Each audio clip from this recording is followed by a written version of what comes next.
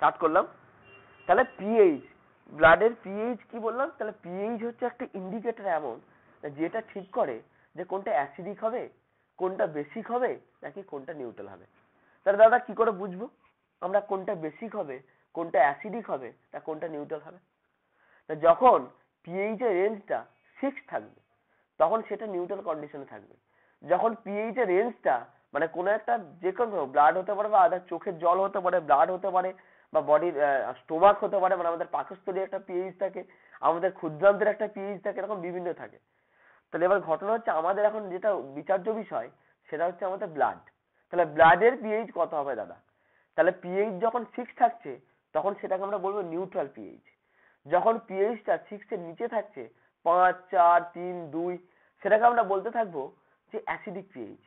যখন পিএইচটা 6, যখন পিএইচটা মিউট কর, যখন পিএইচটা আমাদের 6 এর নিচে থাকবে, 7, 8, 9, 10, তখন এই যত নিচের দিকে নামতে থাকবে তত সেটা মোর বেসিক হবে, অর্থাৎ ক্ষারীয় হবে। বোঝা গেল? ক্ষারীয় ইংলিশ হচ্ছে বেসিক। বোঝা গেল? তাহলে আমরা এখানে ব্লাডের পিএইচ কত দেখতে, 7টা প্রসম হয় না, 7টাকে বেসিক বলা হয়। এটা এটা এবার ইয়ে কর, স্লাইডলি বেসিক। হ্যাঁ বল, মিউট কর, মিউট কর। হ্যাঁ বল মেঘনাথ, বল। হ্যাঁ বল মেঘনাথ।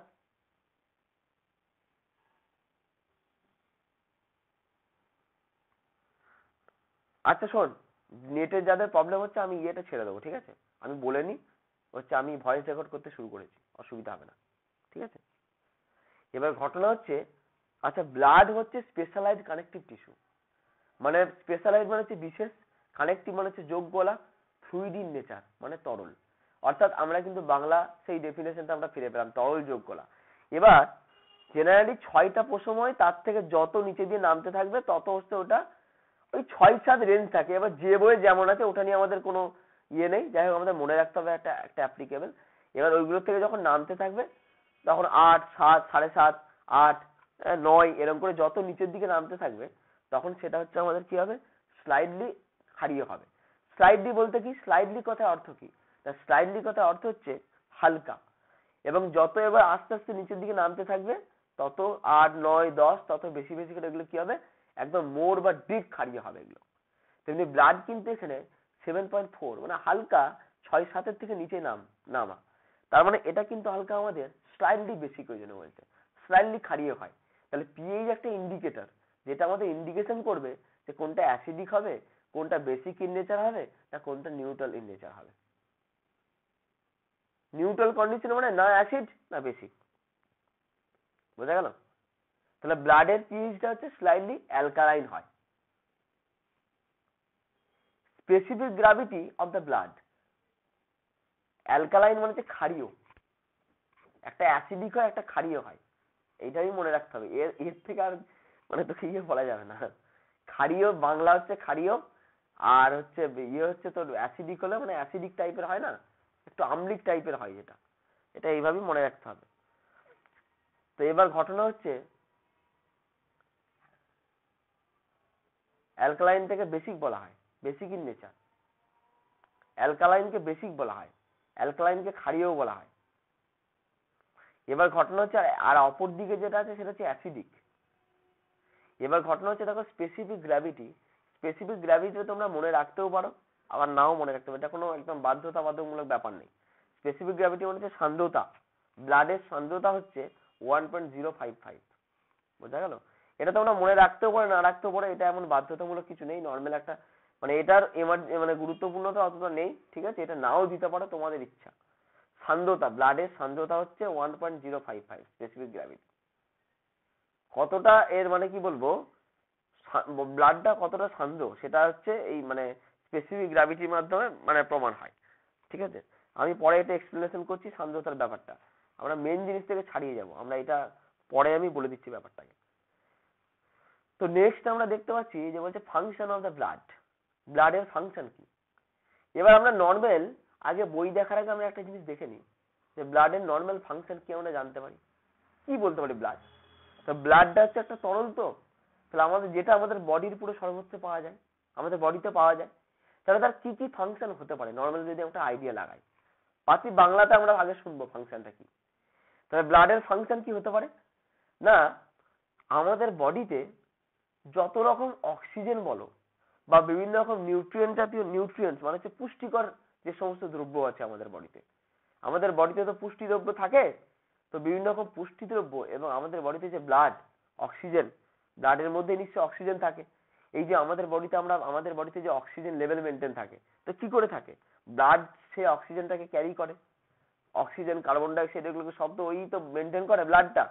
তো এই যে অক্সিজেন, সেই অক্সিজেন ক্যারি এবং আমাদের বডিতে যে বিভিন্ন রকম পুষ্টি দ্রব্য, সেটা কিন্তু গোটা বডিতে বিভিন্ন অর্গানকে যদি মনে করে যে কোনো একটা অর্গানের মনে না তার পুষ্টি দ্রব্য লাগবে, তাকে সেই জায়গায় কিন্তু ব্লাডই একমাত্র সাপ্লাই করে।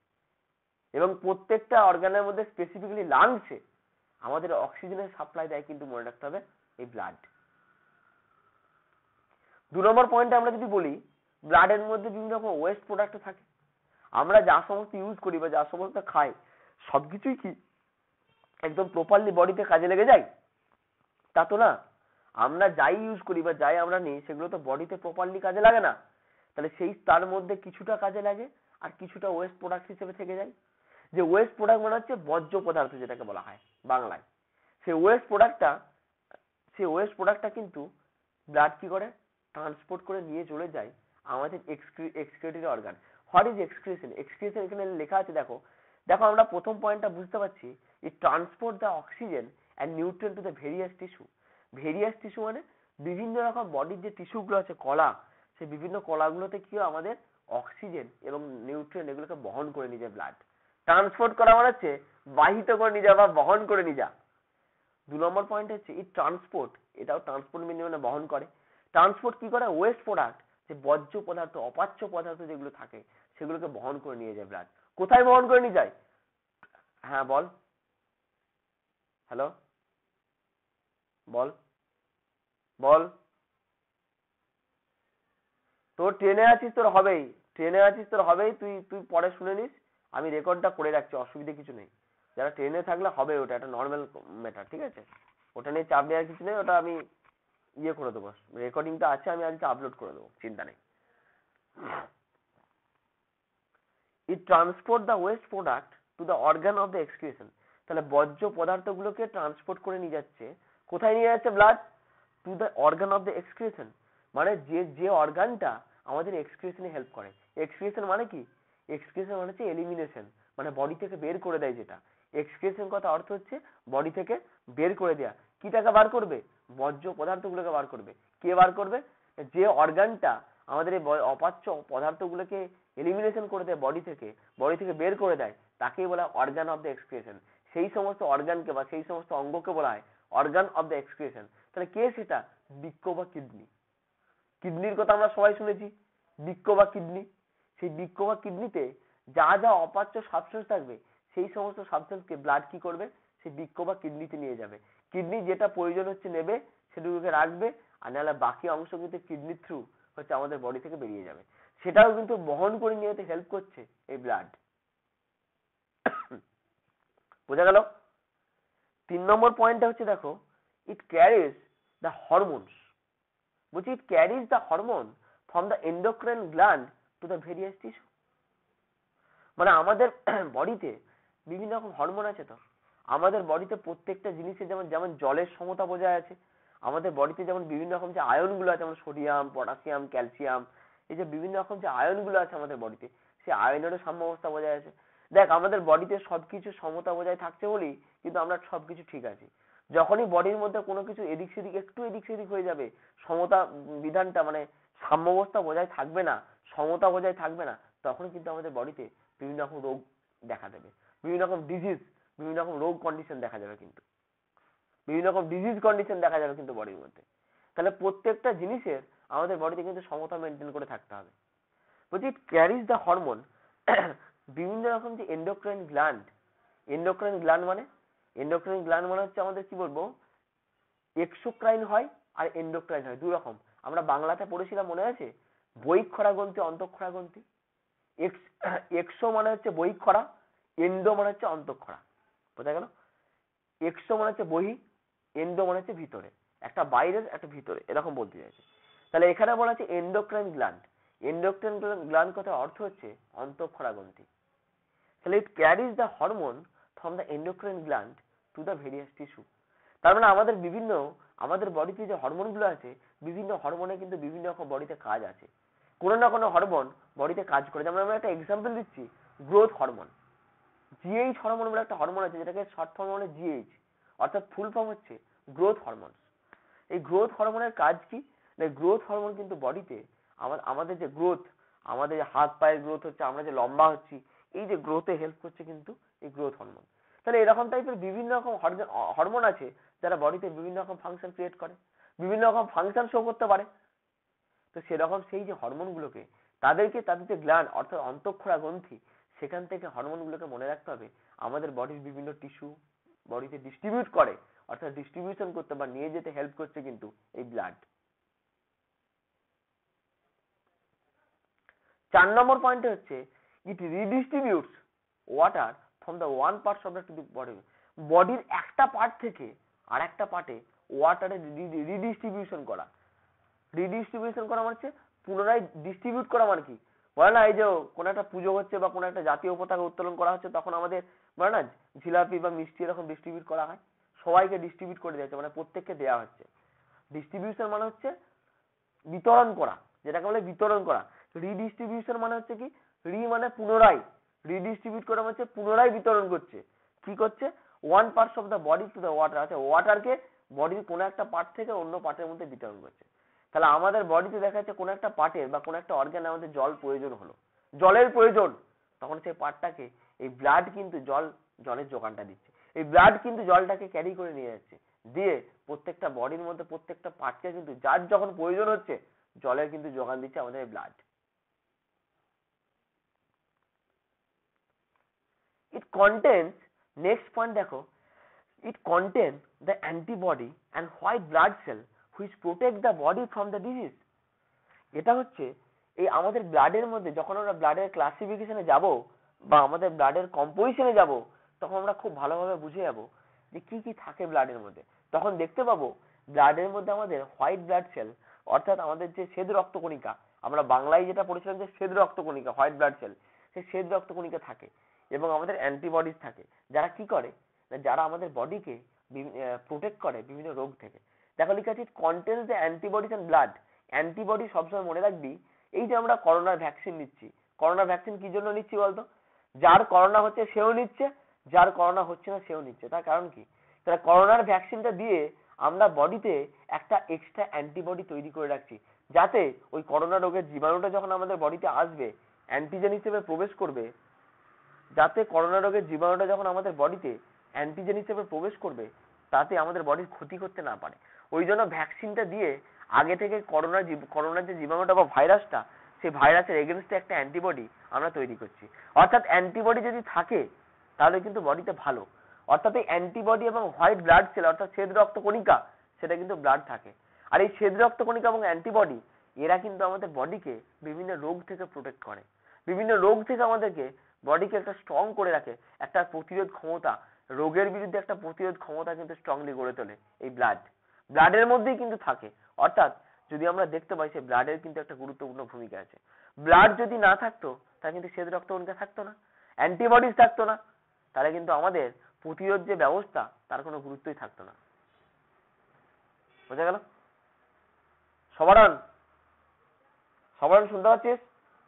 গ্রুপে যে পিডিএফটা দিয়েছি, পিডিএফটার 1 নম্বর পেজটা খোল। আপাতত ব্লাডের ফাংশন গুলো আলোচনা করছি, যেটুকু হয়নি সেটুকু আমি রেকর্ড করছি, ওটা আমি ইউটিউবে আপলোড করে দেবো, লিঙ্ক দিয়ে দেবো, শুনে নিবি। বোঝা যাচ্ছে?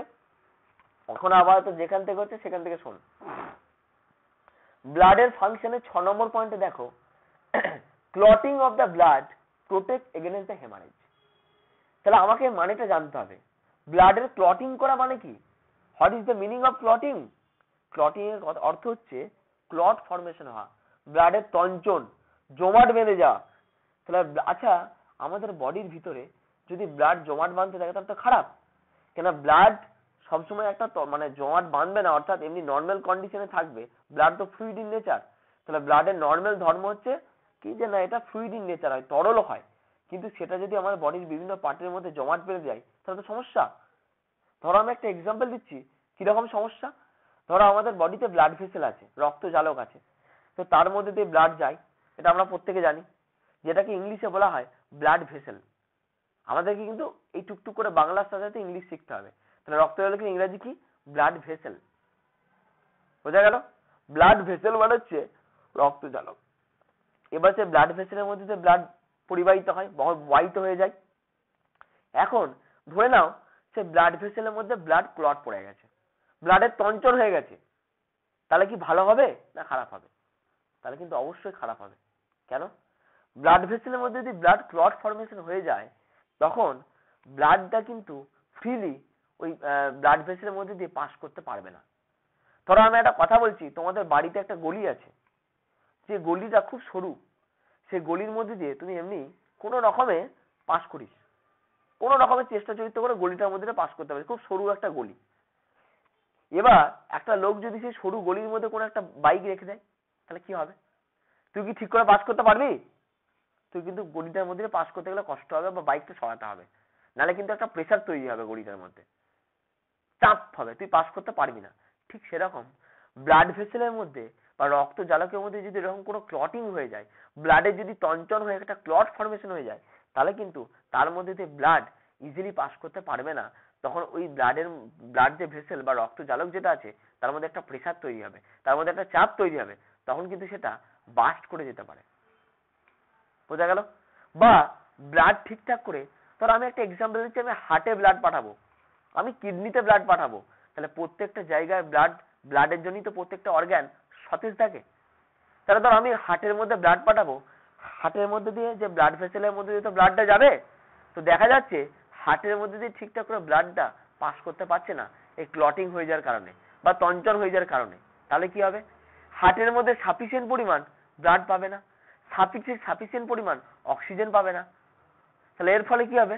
হার্ট ঠিকঠাক চলবে না, একসময় হার্ট ফেলও পর্যন্ত হয়ে যেতে পারে, হার্টের রেটটা কমে যাবে। অর্থাৎ তাহলে দাদা তাহলে বলছো ক্লটিং, তাহলে এখানে ক্লটিং অফ দ্য ব্লাডটা ভালো বলছে কেন? দেখো, ক্লটিং অফ দ্য ব্লাডটা ভালো হচ্ছে ওটা সিচুয়েশনের উপর ডিপেন্ড করে। ক্লটিং অফ দ্য ব্লাড, আমাদের বডির ভিতরে ব্লাড ক্লট হয়ে যায়, এটা কিন্তু মোটেই ভালো জিনিস না। তাহলে কখন ভালো জিনিস? যখন হেমারেজ হবে। দেখো লেখা আছে clotting of the blood protect against the haemorrhage. Against মানে বিরুদ্ধে, হেমারেজ মানে হচ্ছে আমাদের যে রক্তক্ষরণ। হয়তো দেখা যাচ্ছে তোমার বডিতে এমন একটা সিচুয়েশন হলো, বডির ভিতরে হতে পারে কিংবা বাইরে হতে পারে, অর্থাৎ দেখছি ব্লাড ক্ষরণ হয়েই যাচ্ছে, ব্লিডিং হয়েই যাচ্ছে। ধরো তুমি একটা অ্যাক্সিডেন্ট করলে, অ্যাক্সিডেন্ট করার ফলে দেখা যাচ্ছে তোমার মাথাতে চোট লেগেছে, ব্রেনের ভিতরে কিন্তু ইন্টারনাল ব্লিডিং হচ্ছে, ব্লাড অলরেডি ক্ষরণ হতে শুরু করছে, সেটা কিন্তু খারাপ। 1 নম্বর। 2 নম্বর হতে পারে, ধরো তুমি কোনো একটা জায়গায় পড়ে গেলে, তোমার বাইরের স্কিনের মধ্যে আঘাত লাগলো, সেখান থেকে প্রচন্ড পরিমাণে হচ্ছে ব্লিডিং হচ্ছে। তার মানে ক্লটিং, যখন আমাদের এক্সেসিভ পরিমাণে ব্লিডিং হবে, তখন ব্লাডটাকে থামানোর জন্য ক্লটিংটা কিন্তু প্রয়োজন। আবার নর্মাল কন্ডিশনে ক্লটিংটা কিন্তু ভালো না। অর্থাৎ এখানে বলতে চাইছে যখন কোনো হেমারেজিক কন্ডিশন হবে, হেমারেজ কথা অর্থ হচ্ছে যখন এক্সেসিভ পরিমাণে ব্লিডিং হতেই থাকে, এটাকে বলে হেমারেজ। হেমারেজের বাংলা অর্থ হচ্ছে রক্তক্ষরণ। এই হেমারেজের এগেনস্টে কিন্তু এই ক্লটিং অফ দ্য ব্লাডটা ভালো কাজ করে। এই করেই কিন্তু আমাদের ব্লাডের ফাংশন শেষ হলো। এবার বলো, এই ব্লাডের ফাংশনের মধ্যে কি কারো কোনো প্রবলেম আছে, বা কোনো পয়েন্ট বুঝতে কারো সমস্যা আছে? হ্যাঁ বল বল। হ্যাঁ হ্যাঁ বল। হ্যাঁ শুনতে পাচ্ছি, বল।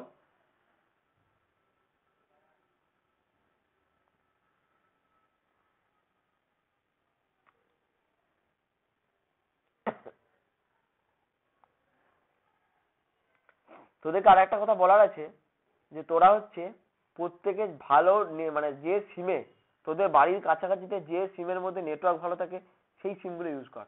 দরকার হলে সিমটা পোর্ট করবি, কিন্তু এরকম লোন পুয়ার নেটওয়ার্ক নিয়ে কিন্তু ক্লাস করা মুশকিল, প্রত্যেককে বলে দিচ্ছি আমি। তোদের বাড়িতে যে সিম সুইটেবল হবে সেই সিমে কিন্তু পোর্ট করা, আমি বারবার বলে দিচ্ছি। বল।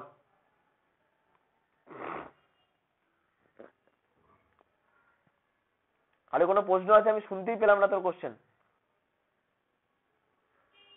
আরে কোনো প্রশ্ন আছে?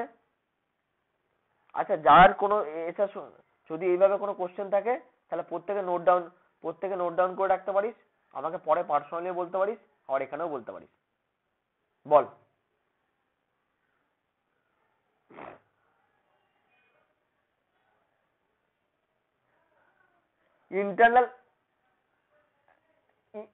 ইন্টারনাল হেমারেজ যে কোনো জায়গায় হতে পারে, বডির যে কোনো অর্গানের মধ্যে হতে পারে, ব্রেনের মধ্যে যদি রক্তক্ষরণে অবশ্যই প্রবলেম হবে।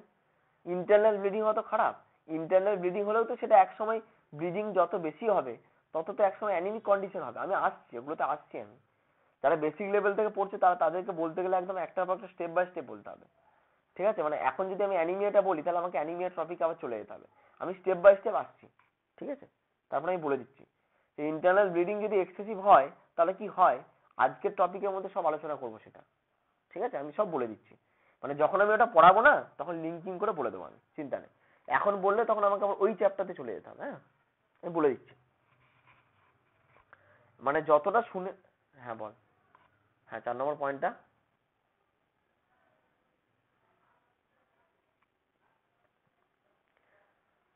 রিডিস্ট্রিবিউশন হচ্ছে বারবার এক কাজ বলতে কি, ধর সবসময় ধর একবার ডিস্ট্রিবিউশন হয়ে গেল বডির মধ্যে, ঠিক আছে?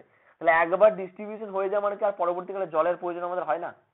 মানে আমি একটা ছোট্ট এক্সাম্পল দিচ্ছি, তোর ধর ডিস্ট্রিবিউশন তো করে কিন্তু রিডিস্ট্রিবিউশনও করে। এবার ধর আমি বলছি তুই একবার ধর সারাদিনে জল খেলি, আমি একটা এক্সাম্পল দিচ্ছি, তাহলে তোর কি সারাদিনের মধ্যে আর 1 লিটার জল খাওয়ার পর হয়তো লাগতেই পারে 1.5 লিটার, বা কোনোদিন 1 লিটার লাগলো পরের দিন 1.5 লিটার লাগতে পারে না? লাগতেই পারে। তাহলে বডির কখন কোন টাইমে আবার যোগান হয়ে যেতে পারে, ধর আমি বলছি আমার বডিতে ডিহাইড্রেশন হয়ে গেল, ধর আমি জল খাচ্ছি, ব্লাডের মধ্যে দিয়ে সব ডিস্ট্রিবিউশন হচ্ছে, কিন্তু আমার বডিতে ডিহাইড্রেশন হচ্ছে, মানে বডি থেকে জল বেরিয়ে যাচ্ছে, সেটা যে কোনো কারণে হতে পারে। তো সেই ডিহাইড্রেশন কন্ডিশনের সময় কি করতে হবে, সেই অর্গানকে বা বডিতে কিন্তু পুনরায় আবার ওয়াটার রিডিস্ট্রিবিউট করতে হবে, ওটাকে আবার পুনরায় জলের যোগানের প্রয়োজন হয়। তো এটা এখানে বলতে চাইছে, ডিস্ট্রিবিউশন তো করেই, তাই না? কিন্তু দেখবি ব্লাড জল কেন খেতে বলা হয়, জল যত বেশি খাবি ব্লাড ভলিউম তত বাড়ে। আরে ব্লাডের একটা অন্যতম উপাদানই তো জল, 90% জল থাকে ব্লাডের মধ্যে।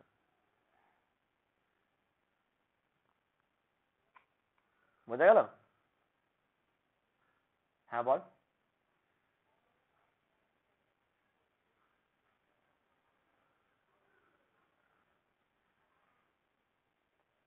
পুরোটাই বেরিয়েছে এরকম বলা ভুল, যদি পুরোটাই বেরিয়ে তাহলে মানুষ বাঁচতো না, মরে যেত। বোঝা গেল? ডিহাইড্রেশন কন্ডিশন মানে কি, যখন বডিতে জল এবং আমাদের বডিতে বিভিন্ন আয়ন গুলো আছে, সোডিয়াম, পটাশিয়াম, ক্যালসিয়াম, ম্যাগনেসিয়াম, এই যে বিভিন্ন রকম যে আমাদের ইম্পর্টেন্ট ম্যাক্রোমলিকিউল গুলো আছে, বিভিন্ন আয়নগুলো যেগুলো আছে, সেই আয়নগুলোর তো বডিতে একটা ভারসাম্য রক্ষা করতে হয়। তাহলে সেই আয়নগুলো যদি না থাকে, এবার একটার পর একটা লিঙ্কে গেলে অনেক কিছু চলে যায় এর ভিতরে, ঠিক আছে? যাই হোক, তো একটার পর একটা আয়নের মেনটেন থাকতে হয়, জলের মেনটেন থাকতে হয়। ডিহাইড্রেশন কন্ডিশন যখন হয় তখন পুরোপুরি জলে একবারে বডি জল শূন্য হয়ে যায় এমন না, থাকে। একবারে শূন্য হয়ে গেলে তো মানুষ কোমা কন্ডিশনে চলে যাবে, নিস্তেজ হয়ে যাবে, মানুষ দিয়ে মারা যাবে। ওরকম না, থাকে কিন্তু লেভেলটা কম থাকে, মানে অ্যাপ্রোপ্রিয়েট যতটা বডিতে থাকার প্রয়োজন হয় ততটা থাকে না, তখন আমাদেরকে আবার রিডিস্ট্রিবিউশন করে জলের যোগান দিতে হয়। সেটা বিভিন্নভাবে আমরা দিতে পারি, সেটা সেলাইনের মাধ্যমে দিচ্ছি আমরা কোনো সময় বাইরে থেকে, সেটা জেনারেলি সেলাইনের মাধ্যমে দেওয়া হয়, বা ওরালি আমরা নিতে বলি। কিন্তু অনেক পেশেন্ট এতটাই খুব উইক কন্ডিশন হয় যারা ওটা পুরো ওরালি নিতে পারে না, সেক্ষেত্রে আমাদের সেলাইন থ্রু দিতে হয়। বুঝা গেল? নেক্সট হচ্ছে, আচ্ছা নেক্সট টপিক আমাদেরকে দেখো হিমোগ্লোবিন। আমরা নেক্সট পড়বো হিমোগ্লোবিন। হিমোগ্লোবিনটা কি জিনিস, তাই তো? হিমোগ্লোবিন হচ্ছে একটা বলছে দেখো, হিমোগ্লোবিনের সম্বন্ধে একটা জিনিস আমি কিছু কিছু জিনিস নর্মাল বলি। হিমোগ্লোবিন হচ্ছে, যদি আমরা দুটোকে ভাঙি হিমোগ্লোবিন টার্মটাকে, দুটো জিনিস পাই, একটা হচ্ছে হিম আর একটা হচ্ছে গ্লোবিন। হিমটা কি, হিম মানে আয়রন, আয়রন থাকে, হিম কথার অর্থ হচ্ছে আয়রন, আর গ্লোবিনটা হচ্ছে প্রোটিন। তাহলে আয়রন আর প্রোটিনের কম্বিনেশন মিলিয়ে কিন্তু হিমোগ্লোবিনটা তৈরি হয়েছে। হিমোগ্লোবিনটা জেনারেলি আমরা নর্মাল জানি এটা রেড কালারের হয়, হ্যাঁ, যেহেতু ব্লাডের যে কালার সেই কালারে হিমোগ্লোবিন, মানে হিমোগ্লোবিন ব্লাডের যে কালার সেই কালারের জন্য মেন রেসপন্সিবল হিমোগ্লোবিন। এই হিমোগ্লোবিন থাকে বলে আমাদের রক্তের কালার লাল হয়, এটা আমরা অনেক আগে থেকে জানি। আচ্ছা, এবার এই দেখো, তারপর আমাদেরকে দেখতে হবে কি, যে এই যে হিম মলিকিউলটা বললাম, আমি আয়রন মলিকিউলটা বললাম, আমি আজকের ক্লাসটা শেষে হিমোগ্লোবিনের স্ট্রাকচারটা একটা বেসিক স্ট্রাকচার, নর্মাল যে বেসিক স্ট্রাকচার সেটা আমি তোদেরকে মানে ড্র করে আমি সেন্ড করে দেবো, ঠিক আছে? আমি আজকে বলে নিই, আজকে আমি ক্লাসের শেষে এঁকে সেন্ড করে দেবো। দেখো বলছে হিম মলিকিউলটা কন্টেন দ্য 4 পাইলট রিং। এই যে বলেছে না, যে বলছে দেখো আমি প্রথম থেকে পড়ছি, দেখো ইট is A respiratory pigment of the erythrocyte. Erythrocyte কথার অর্থ কি? এরিথ্রোসাইট হচ্ছে আরবিসির অপর নাম, অর্থাৎ আমাদের যে লোহিত রক্তকণিকা, সেই লোহিত রক্তকণিকার অপর নাম হচ্ছে এরিথ্রোসাইট। আমরা পরে এগুলো পড়ছি একটু পরে। তো the red colour of the blood is due to the haemoglobin, মানে হিমোগ্লোবিনের যে কালার, ব্লাডের যে কালার, সেটা কিন্তু হিমোগ্লোবিনের জন্য, এই রঞ্জকটার জন্য। তাহলে হিমোগ্লোবিন কি? একটা রেসপিরেটরি রঞ্জক। এবার আমি আগেই বললাম হিমোগ্লোবিনকে যদি দুটো ভাগে ভাঙি, হিম পাওয়া যায়, গ্লোবিন পাওয়া যায়। হিম মানে আয়রন থাকবে, আর গ্লোবিন মানে হচ্ছে প্রোটিন। তাহলে এখন ঘটনা হচ্ছে এইটা হচ্ছে আমরা দেখলাম। এবার এই যে হিম পোর্শনটা, এই যে আয়রন পোর্শনটা বললাম, এই আয়রন পোর্শনটা কিন্তু মনে রাখতে হবে কি কন্টেন্ট করছে। কন্টেন্ট মানে ধারণ করা। It contents the 4 pyrrole ring, 4টে পাইলোড রিং। এবার তুমি বলি দাদা পাইলোড রিং গুলো কেমন হয়? আচ্ছা, তাহলে এই জন্য আমি তোদেরকে একটা কথা বললাম, এর যে স্ট্রাকচারটা, এটা আমি ক্লাসের শেষে একটা বেসিক স্ট্রাকচারকে ড্র করে পাঠিয়ে দেবো। ওইখানেই তোদের আইডিয়া হয়ে যাবে যে দাদা পাইরল লিঙ্ক গুলো কেমন হয়। আমি নিজের হাতে আঁকবো, হয়তো বইয়ের মধ্যে ছবি দেখতে গেলে অনেক সময় বুঝতে প্রবলেম হতে পারে, ওই জন্য আমি নিজের হাতে এঁকে সেন্ড করে দেবো। আপাতত এটাকে মনে রাখবি, 4টে পাইলট লিঙ্ক নিয়ে গঠিত, with iron in the centre. তার মানে মাঝে আয়রন থাকবে, চারদিকে 4টে হচ্ছে পাইলট লিঙ্ক থাকবে। মানে সেই দেখেছিস, খানিকটা আমি এক্সাম্পল দিচ্ছি, লন্ঠন দেখেছিস? পুরোনো যুগে লন্ঠন ইউজ করা হতো, পুরোনো যুগে লন্ঠন যেমন ইউজ করা হতো দেখেছিস? সেই লন্ঠনের মতো স্ট্রাকচারটা খানিকটা আসবে। উপরে ডান্ডার মতো শিক আছে আর লন্ঠন আছে, বল। ওটাই তো বলছি, পাইরল লিঙ্ক যেটা আছে ওটা একটা রিং, ওটা স্ট্রাকচার, একটা স্ট্রাকচার। ওই স্ট্রাকচারটা আমি ক্লাসের পরে এঁকে দেখাবো। হ্যাঁ, আমি মার্ক করে দিয়ে তোর গ্রুপে সেন্ড করে দেবো। একটা স্ট্রাকচার, সেই লন্ঠন দেখেছিস? লন্ঠন আমি বলছি তো, লন্ঠনের মতো স্ট্রাকচার। লন্ঠনের উপরে যদি একটা শিক লাগিয়ে দেওয়া হয় আর নিচে যদি লন্ঠন থাকে, ওই রকম লাইকের স্ট্রাকচারটা হচ্ছে পাইরল স্ট্রাকচার। মাঝে একটা আয়রন থাকবে, চারদিকে 4টে পাইরল থাকবে। ওটা আমি যখন ছবিতে আঁকবো না, তখন পুরো উল্লেখ করে দেবো যে এইগুলোকে বলা হয় পাইরল স্ট্রাকচার, এটা হচ্ছে আয়রন রিং। কেমন করে থাকে তোরা পিকচারটা দেখলেই বুঝতে পেরে যাবি। আমি ওটা পাঠিয়ে দেবো, ঠিক আছে?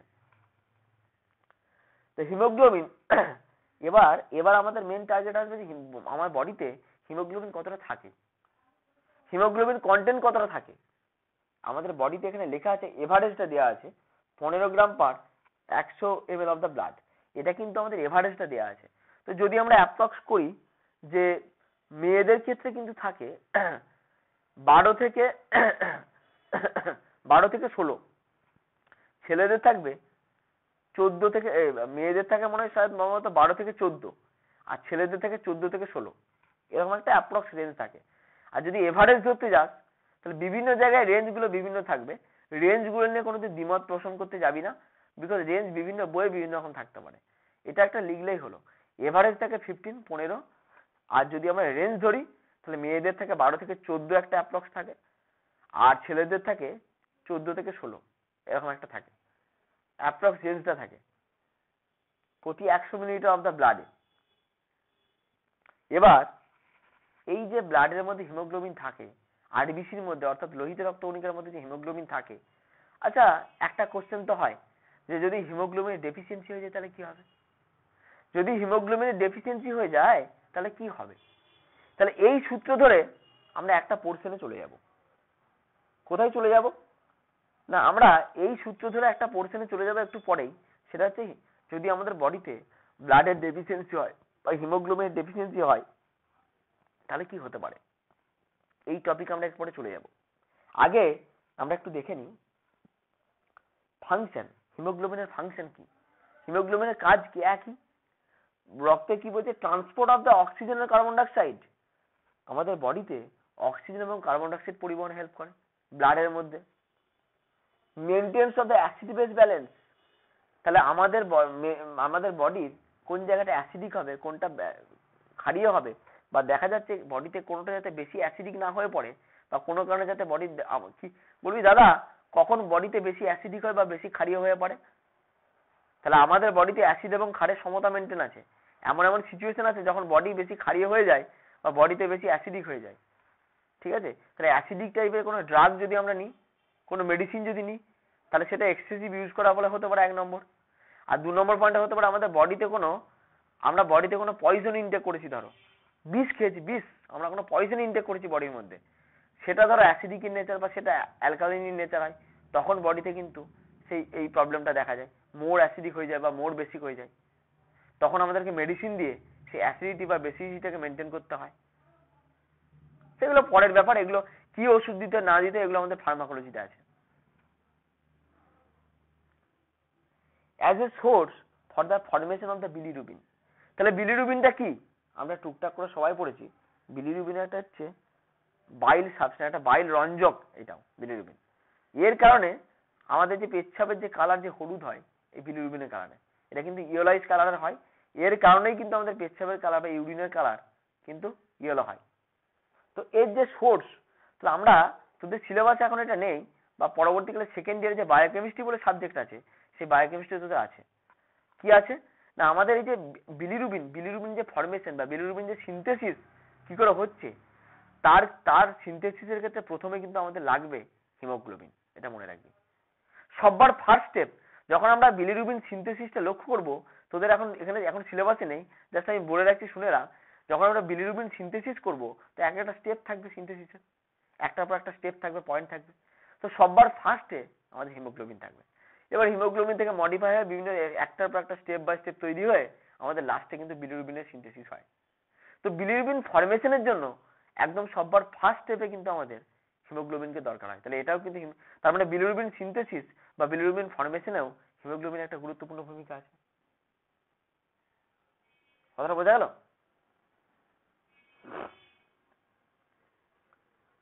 আচ্ছা, এরপরে দেখো একটা পয়েন্ট আছে হিমোলাইসিস, নিচে একটা পয়েন্ট লেখা আছে হিমোলাইসিস। What is haemolysis? তাহলে আগে আমরা বাংলাটা জিনিসটা জানি যে হিমোলাইসিসটা কি।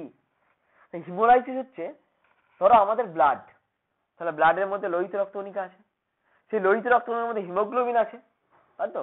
ওটাই তো হিমোগ্লোবিন কন্টেন্ট করে, লোহিত রক্তকণিকা হিমোগ্লোবিন কন্টেন্ট করছে। তাহলে এই লোহিত, এমন একটা সিচুয়েশন যদি আমাদের বডিতে হয় যে লোহিত রক্তকণিকা হিমোগ্লোবিন কন্টেন্ট করতে পারছে না, বা বডির লোহিত রক্তকণিকা আছে আমাদের, বা আরবিসি আছে, সেই আরবিসির মধ্যে ব্লাডের হিমোগ্লোবিনের ডেফিসিয়েন্সি হয়ে গেছে। বলছে haemolysis is the escape of the haemoglobin from the RBC. Escape কথা অর্থ কি? পালিয়ে গেছে, চলে গেছে, চলে যাওয়া। কোথায় থেকে হিমোগ্লোবিন চলে গেছে? ব্লাডের যে লোহিত রক্তকণিকা থেকে চলে যাওয়া, মানে এটাকে পালিয়ে গেছে বলা যাবে? এটা ডেফিসিয়েন্সি হয়ে গেছে। ডেফিসিয়েন্সি মানে লস হয়ে গেছে, অভাব। This is caused by the hypotonic condition and certain drug and toxin. তাহলে দাদা, হিমোলাইসিস কন্ডিশনটা কখন হতে পারে? কি কি সিচুয়েশনের ক্ষেত্রে এই হিমোলাইসিস কন্ডিশনটা হতে পারে? কোন কোন সিচুয়েশনের ক্ষেত্রে ব্লাডের যে লোহিত রক্তকণিকা আছে তার মধ্যে হিমোগ্লোবিন লেভেলটা কম হয়ে যেতে পারে? বলছে দেখো, এটা হতে পারে হাইপোটোনিক কন্ডিশন। হাইপোটোনিক কন্ডিশন মানে আইসোটোনিক কন্ডিশন সবার জানা আছে। আইসোটোনিক মানে হচ্ছে আমাদের বডির মানে ব্লাডের সাথে যে সমতা, যখন ব্লাডের যে পিএইচ আর আমাদের যে সলিউশনটা আমরা দেবো, ধর কোনো একটা সলিউশন বানিয়েছি, কোনো একটা প্রিপারেশন আমরা বানিয়েছি, সেটা বডিতে যখন যাবে ব্লাডের পিএইচ এর সাথে সিমিলারিটি থাকতে হবে, অ্যাডজাস্টেবল থাকতে হবে, তখন সেটাকে আমরা আইসোটোনিক বলবো। আর যখনই সেটা বেশি হয়ে যাবে তখন সেটাকে হাইপার বলবো, আর যখন সেটা লো হয়ে যাবে তখন সেটাকে হাইপোটোনিক বলবো। হাইপোটোনিক কন্ডিশন, হাইপোটোনিক সলিউশন যখন দেবো তখন তার ফলে কিন্তু আমাদের অ্যানিমিয়া তৈরি হতে পারে, বা আমাদের বডিতে ডিহাইড্রেশন যদি হয়ে যায়। ধরো কোনো একটা রোগ হলো, সেই রোগের কারণে আমাদের বডিতে ডিহাইড্রেশন হয়ে গেল। আমরা যে হয় না যে অ্যামিবিক ডাইসেন্ট্রি, আমরা প্রচন্ড পরিমাণে অনেক দীর্ঘ 2-3 দিন ধরে পায়খানা হয়, যার ফলে কিন্তু আমাদের বডিতে ডিহাইড্রেশন হয়ে যায়। তার ফলেও কিন্তু আমাদের মনে রাখতে হবে, ডিহাইড্রেশন হওয়া মানে জল শূন্য হওয়া, তারপর জল এবং বিভিন্ন আয়নগুলো শূন্য হয়ে যায়।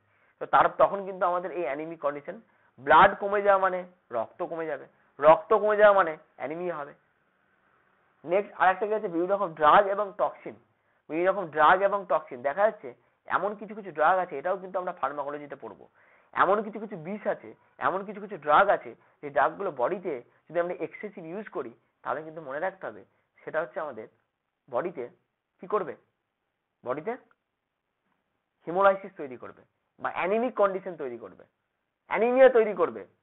মানে ব্লাডের মধ্যে হিমোগ্লোবিনের ডেফিসিয়েন্সি, ব্লাডের মধ্যে লোহিত রক্তকণিকা কমে যাবে, আরবিসি লেভেল কমে যাবে, এটাকে আমরা অ্যানিমিক কন্ডিশন বলবো। আর এর একই সিমিলারিটি হচ্ছে আমাদের হিমোলাইসিস। কারো জানার ইচ্ছা আছে কি যে কোন ড্রাগ, এমন একটা ড্রাগের এক্সাম্পল দাও তো যেটা আমাদের বডির মধ্যে আরবিসি লেভেলটাকে কমিয়ে দিতে পারে বা হিমোলাইসিস তৈরি করতে পারে? কারো জানার ইচ্ছা আছে?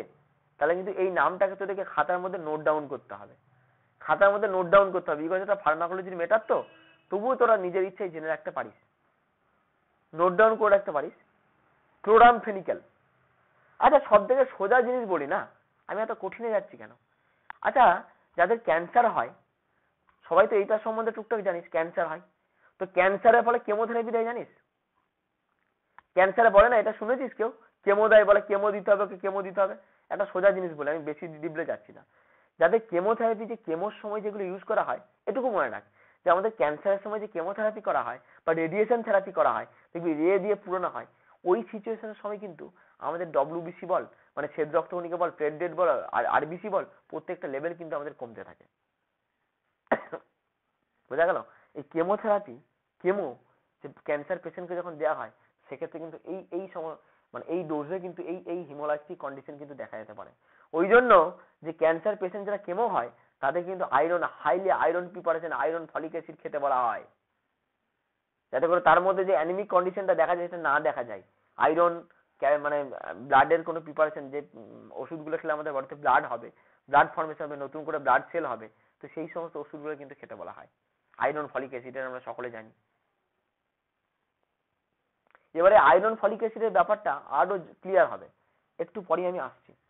তাহলে আমরা মোটামুটি এখানে মোটামুটি হিমোগ্লোবিনটা কি জানলাম, একটা রেসপিরেটরি, কিভাবে সবসময় কোনো একটা পড়া যখন পড়বি, কি করে পড়বি, জিনিসটা কি জানবি, তার কোয়ান্টিটি কতটা থাকে বললি, সেটা বডিতে কি কাজ করে বললি, হ্যাঁ, এটা বললি, আমাদের মোটামুটি কোনো একটা জায়গায় ডেফিনেশন কমপ্লিট হয়ে গেল।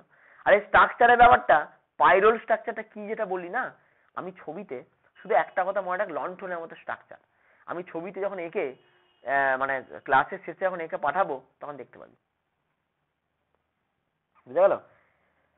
এরপরে আমি পেজ নাম্বার বলেছি, সেই পেজে তোমরা চলে এসো। আমি বলে দেবো পেজ নাম্বার, সেই পেজে আসবি, পরের পেজ না। চলে আসবি।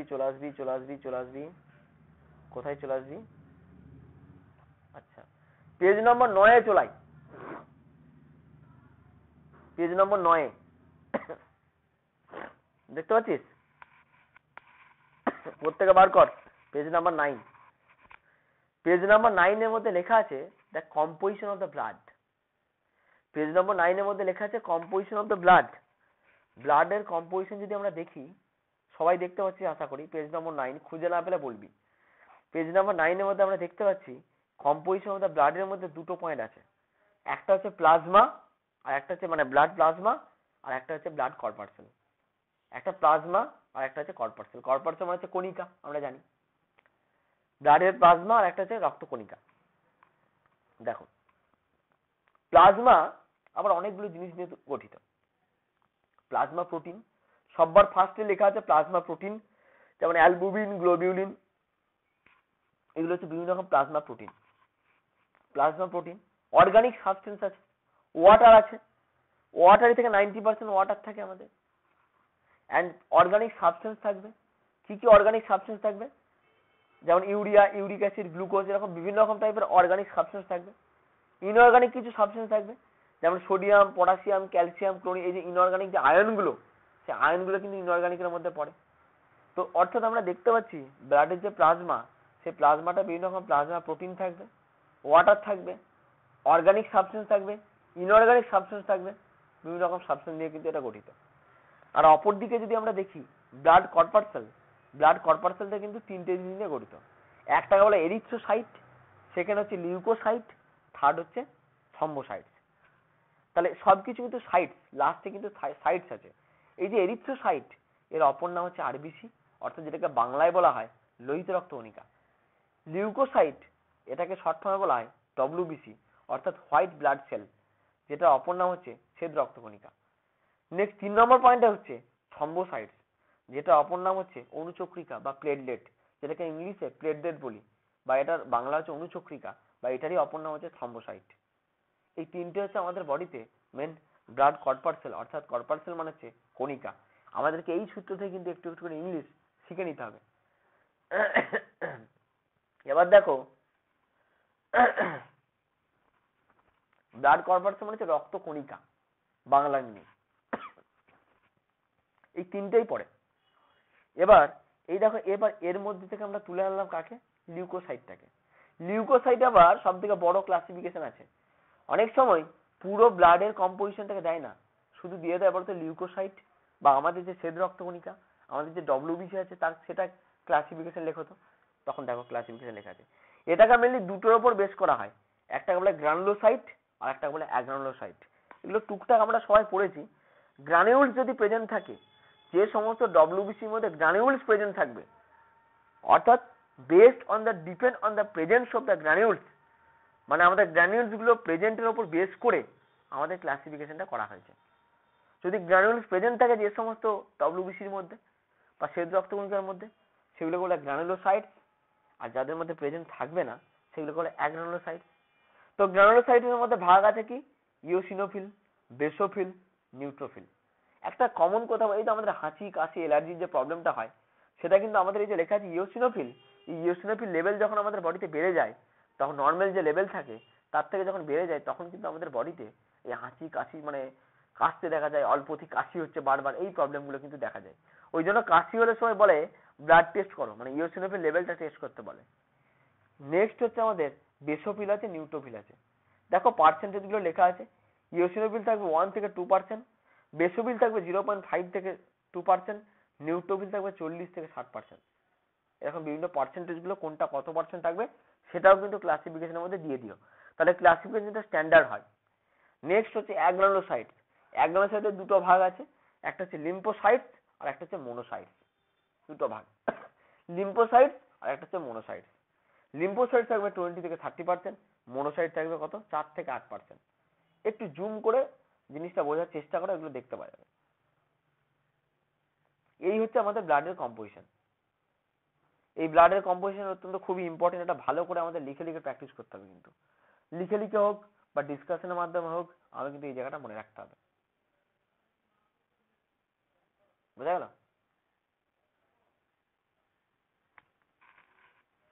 যখন আমরা এটা করছি তখন একটা কথা বলি দিই, একটা টার্ম আমাদেরকে শুনে রাখ, রুলো ফরমেশন। বাংলায় আমরা বলেছি রুলো ফরমেশন, রাউলেক্স ফরমেশন বা রুলো ফরমেশন। আমরা এটা এই জিনিসটা আমরা জেনারেলি পড়েছি। আচ্ছা, আমি এক কাজ করি, আমি রুলো ফরমেশনটা বলি, যেহেতু এই চ্যাপ্টারে আছে। আমার একটা প্রবলেম যেটা হয়েছে, নোটগুলো একটু এলোমেলো হয়ে গেছে, তাই আমি বলে নিচ্ছি, আশা করি বুঝতে পারবি। আমি আরবিসি সম্পর্কে জানবো, ওটা অন্য পেজে আছে। আমি যখন এই চ্যাপ্টার এই পেজটার মধ্যে রুল অফ ফরমেশনটা পেয়ে গেছি, রুল অফ ফরমেশন জিনিসটাকে একটু বুঝিয়ে দিই।